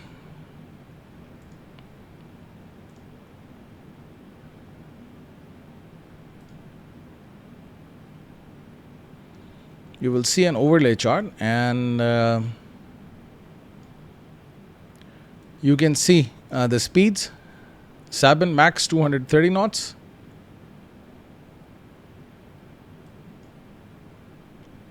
Over here, KC504, flight level 170, 17,000 feet. So I'm below that mark. So if the VNAV was working properly with this plane, the plane shouldn't go below this mark. And at Sabin, 3,000. So what I can do is this: I can adjust the altitude and I can keep it at 3,000, because at Sabin I should be at 3,000 feet and above. But obviously, I have to be at 3,000. During the early days of recording, when I used to do these videos, what's happening?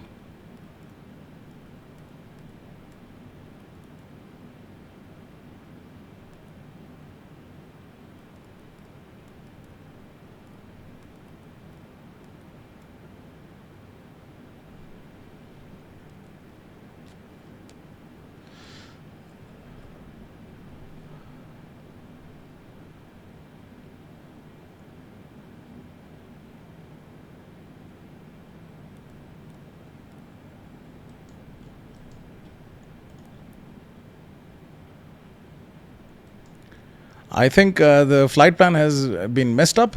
What I can do is this. This is something I've experienced it before as well. This thing happens in this plane. What you can do is this. You can simply go to arrivals and select the arrival again. I'll just tell you how to do this.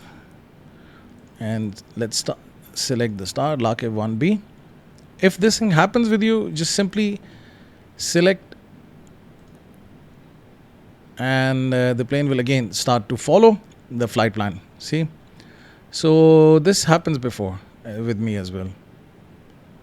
So now it's going back to KC504. If it happens, you can do it again. I was actually performing an approach for Islamabad International Airport a few days back. I was recording this video and this thing happened. I had to do this video again. It's good that it happened in this video, because it's a tutorial and I'm just telling you how to fly it.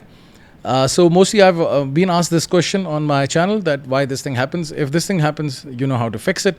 Simply just go select the runway and your star again, and it will be populated. So getting back to this information, the chart. Okay, we know that the altitude should be 3,000 feet. Let me just close it, because we've already seen it. So now the plane will descend to 3,000 feet. Right now 7,100.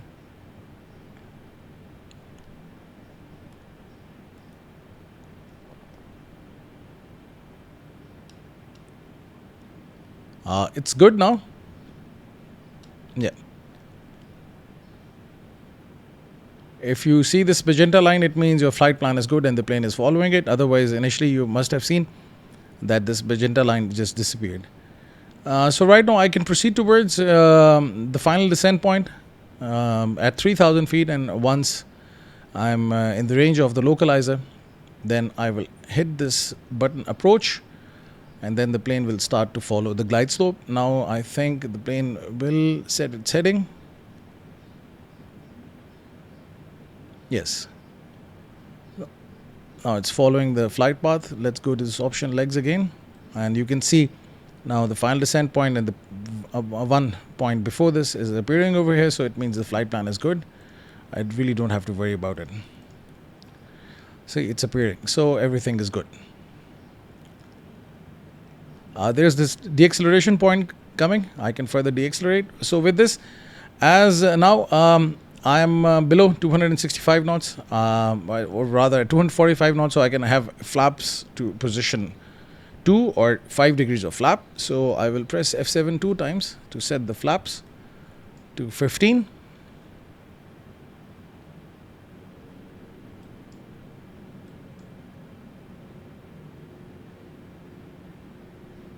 So now I'm manually managing the speed. I'm not using the VNAV option for the descent and for the speed control, because otherwise if VNAV is open, if it's activated, then the speed will further drop to 200, 210 knots with the flaps. I don't want this, because then the approach is very slow. So I want to approach the runway at a high speed, and then I can reduce the speed. This is one of the deacceleration points. I can further slow down the plane after this point. I can go up to like 200 knots with 25 flaps, and then further at the final descent point I can go with the full flaps, and then I can extend the gears. And you can see now the plane has started to pick up and the localizer information. As you look at over here on your primary flight display, it's showing 109.7, which is the ILS frequency for 25 left, and it's showing you the distance 28.6 nautical miles away. So it is coming over here, and plus you will also start to see these localizer diamonds for the ILS on your vertical side, and plus on the horizontal side. The vertical one is not appearing, but as soon as I'm near the runway, it will also start appearing, which will tell you it's your height as for the glide slope. If you're higher than the glide slope or lower than the glide slope, and if this is your lateral adjustment with the runway. Right now, obviously, it's not adjusted. As soon as the plane is here, then this diamond will come in the middle that you are properly aligned with the runway, and plus this will tell you your deviation from the glide slope. And are you below the glide slope or above the glide slope? If the diamond is up, it means you're below the glide slope. You can easily catch it.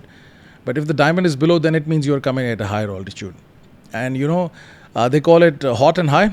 So if you're coming hot and high, obviously, it will be difficult to land. If you at a higher altitude and you want to intercept the glide slope, you have to have a very aggressive vertical speed. Your descent rate will increase, and due to this your speed will increase, and then it will be very difficult to land the plane.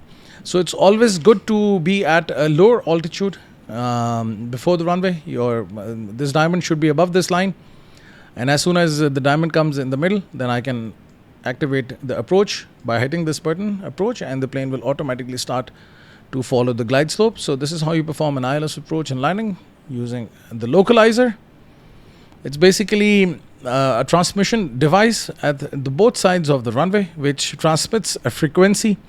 It's got a radio frequency which we have entered over here, which tells the plane and its flight management guidance system that how much aligned it is with the runway, and plus the descent angle for the glide slope is usually 3 degrees, 3.1 degrees, to which the plane actually descends towards the runway.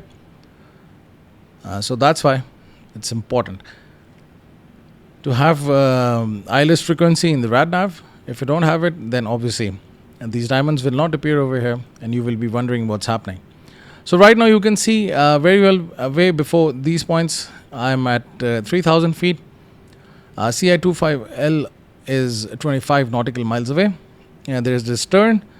Before this turn, I should slow down, because I don't want to take this turn at a higher speed, because then the radius of the turn will increase. And near the runway, you always come at a lower speed so that your turns are nice, not big ones. At higher speed, the turn radius increases. It's very normal. Now the speed is reducing. I can extend the flaps further. I can take the flaps to position 20.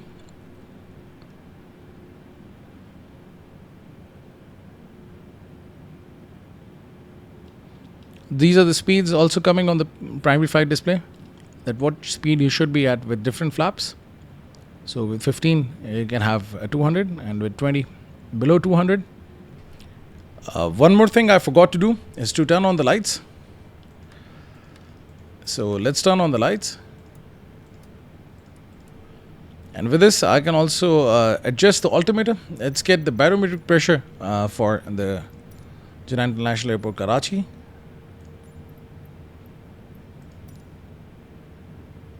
And it's saying meter is not available. Again, the plane is turning towards the right. I think it's adjusting its course for the turn. I can further reduce the speed. Extend the flaps by one more notch. Let's try to get it again.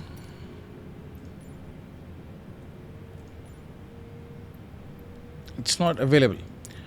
If the weather is not available, you can always Google it. And as per the Google, it's 996.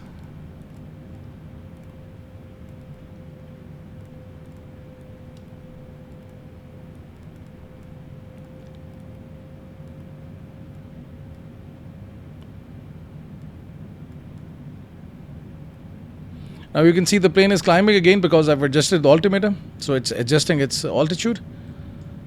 That's why I told you it's necessary to adjust your altimeter accordingly so that the ATC and you're at the right altitude. Right now you can see the fuel low in the right tank is coming because, I was not carrying so much extra fuel. But anyhow, I will just land. Before this, now one more turn. Right now you can see I'm like managing the speed myself, not using a VNAV option. And you can see this diamond coming over here, which will tell me whether I'm going to intercept the glide slope at the right place or not. Right now you can see this diamond is up, so it means I'm at a lower altitude, which is good. As soon as it's in the middle, I can hit approach, and then the plane will actually start to follow. The glide slope caution coming for the fuel. I can ignore it for now because I'm about to land. The plane is right now flying over Karachi. It's been a long time I've been to Karachi. I think last time back in 2007 I went. My flight to Karachi was through PIA. It was a 777-200 and while I was coming back it was 747. One of the few airplanes, Boeing 747 the PIA had at that time, and afterwards they were just put out of service.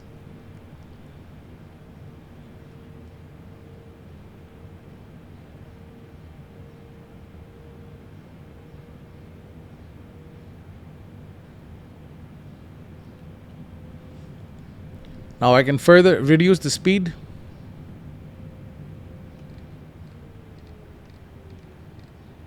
Bring it to 250.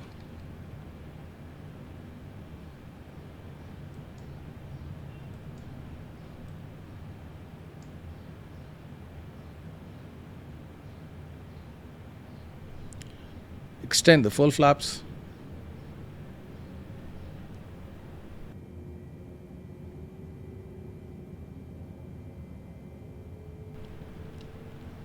So right now speed is under control, 150.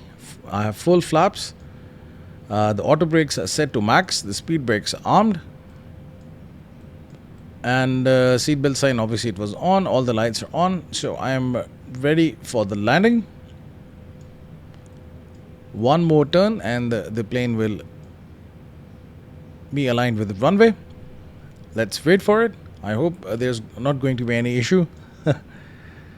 There was just an issue before the approach, but I just fixed it. So remember, if suddenly near the approach your plane stops to follow the flight plan, just select the runway and the star, and the flight plan will be again populated, and you can then follow the flight plan and land the plane.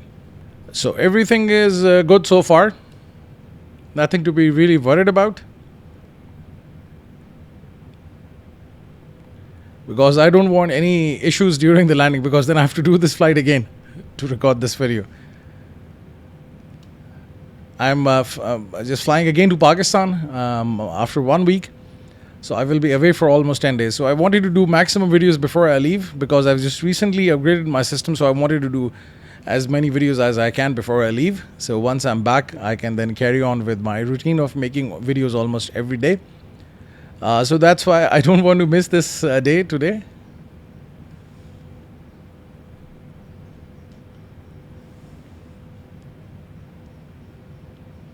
So right now, as you can see, the vertical diamond is still up, so it means I'm at a lower altitude, which is good. But if this diamond was here, then I have to descend, and then if I go with an aggressive descent, controlling the speed will be difficult. So right now I'm at a very safe level. I've controlled the speed before the landing. I've got the full flaps.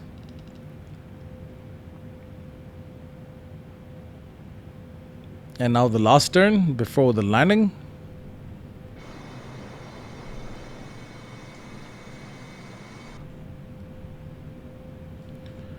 So this is my final descent point, FI25L.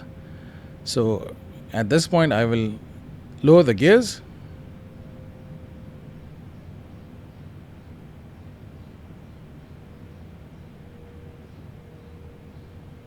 Cloudy weather in Karachi right now.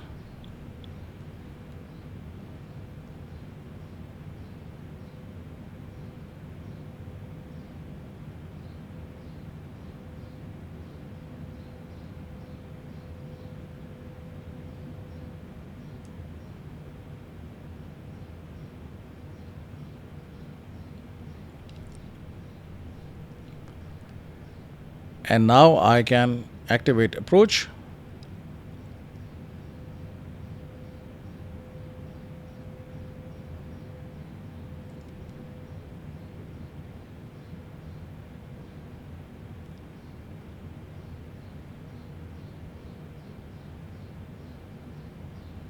And you can see not only the plane will align itself with the runway, but also start the descent towards the runway.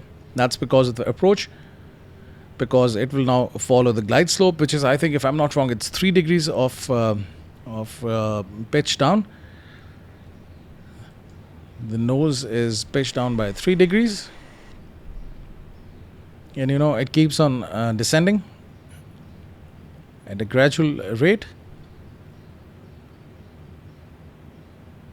And now it will also adjust itself accordingly. Over here you can see also radio coming. This is actually the decision height, the height at which the pilots can decide to abort the landing. If they see if the weather is not clear, the visibility is not good, ILS has not properly aligned the plane with the runway, there's multiple things. So if you still not to land, decide not to land, then at this height, this is the decision height, you hear a call out minimums, and then you can just perform a go around, or just go to another alternate airport. You can set the minimums. Radio it's coming, because the height from the ground is calculated based on the radio signal. So it's right now 200 feet above the runway. So 200 feet above the runway you will hear the sound minimums. So you can just leave this setting like this, and as soon as you are near the runway, this will automatically get activated, and you can hear the sound minimums before the landing. So now, as I'm going to cross the final descent point, I can lower the gears.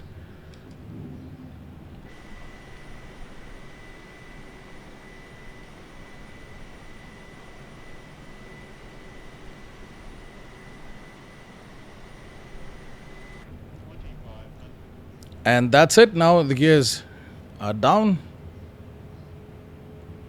1,400 feet.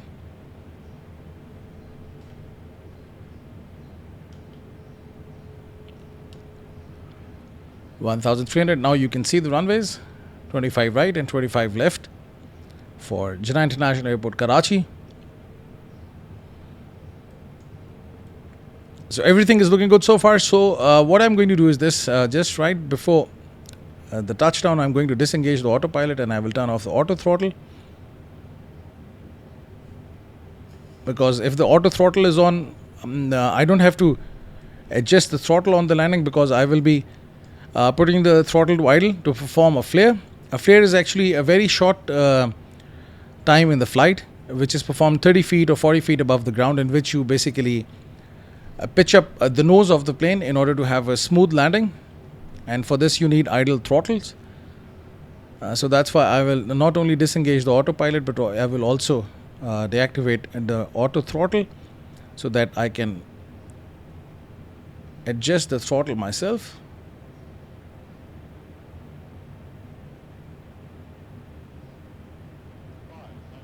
You can see now the plane is automatically adjusting its pitch in order to follow the glide slope. When headwind 14 knots, you can see it over here.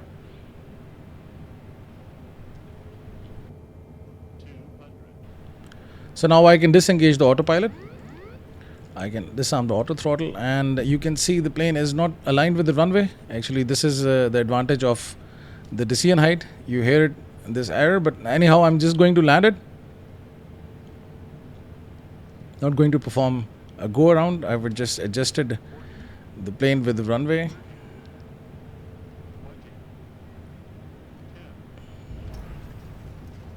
It's touchdown. I can activate the reverse thrust, give full throttle.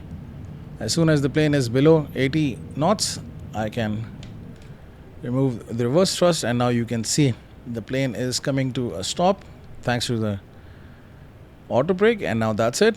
With this, I can disengage the speed brakes. I can get the flaps to back position, and then I can now start the APU, and I can proceed with the taxi towards the gates, and I can turn left from here.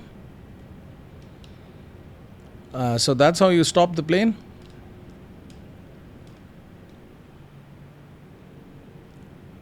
So the flaps going back again. After the landing, if you are communicating with the ATC, they will also tell you the gate to which you can taxi. But in this case, in this video, I'm going to select the gate myself. Let's see if the APU is available. No, it's not.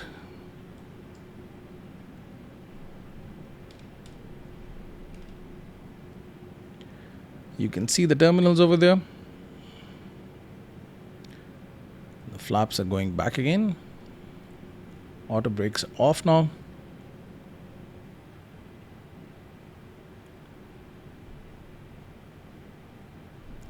Flaps fully retracted. Is the APU available?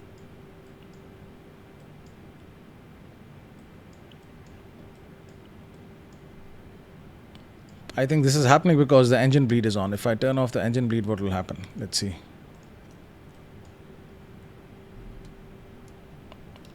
As I told you before in this video, this thing happens if the engine bleed is on. You cannot get the APU. Let's wait for it.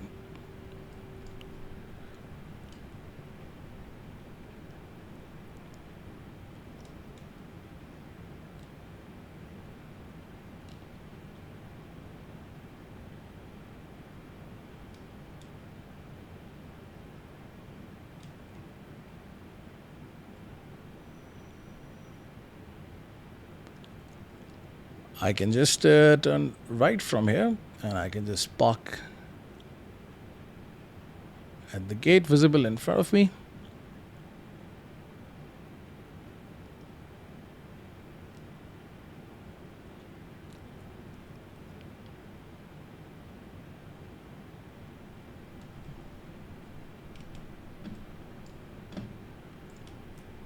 The APU is not getting available. It happens. APU bleed is off. Anyhow,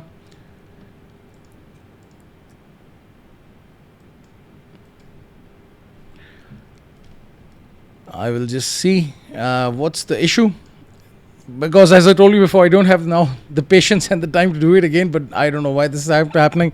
I do a flight before and it happens, and it's not happening. If you have a solution for this, you can let me know in the comment section, but kindly excuse me for that. Everything went well, and now after the landing, this issue is coming. Last night I did a flight and it just went perfect, all right. So I can just stop at the gates and I can apply the parking brakes. And let's see if the APU is available. APU is not available, although I've also turned on the bleeds. Anyhow, I can turn off the lights. You don't want to blind the people at the tarmac. As the external power is available, so I will straight away connect to the external power. And I can turn off the engines.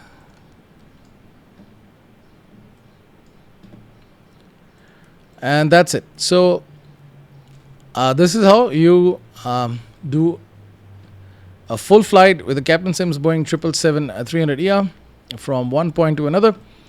And I hope you have learned a lot from this video. If you want to add anything to it, the comment section is there for you. If you want to ask me a question, the comment section is again there for you. I'll try to give answers to your questions on time. If there's a delay, kindly excuse me for that.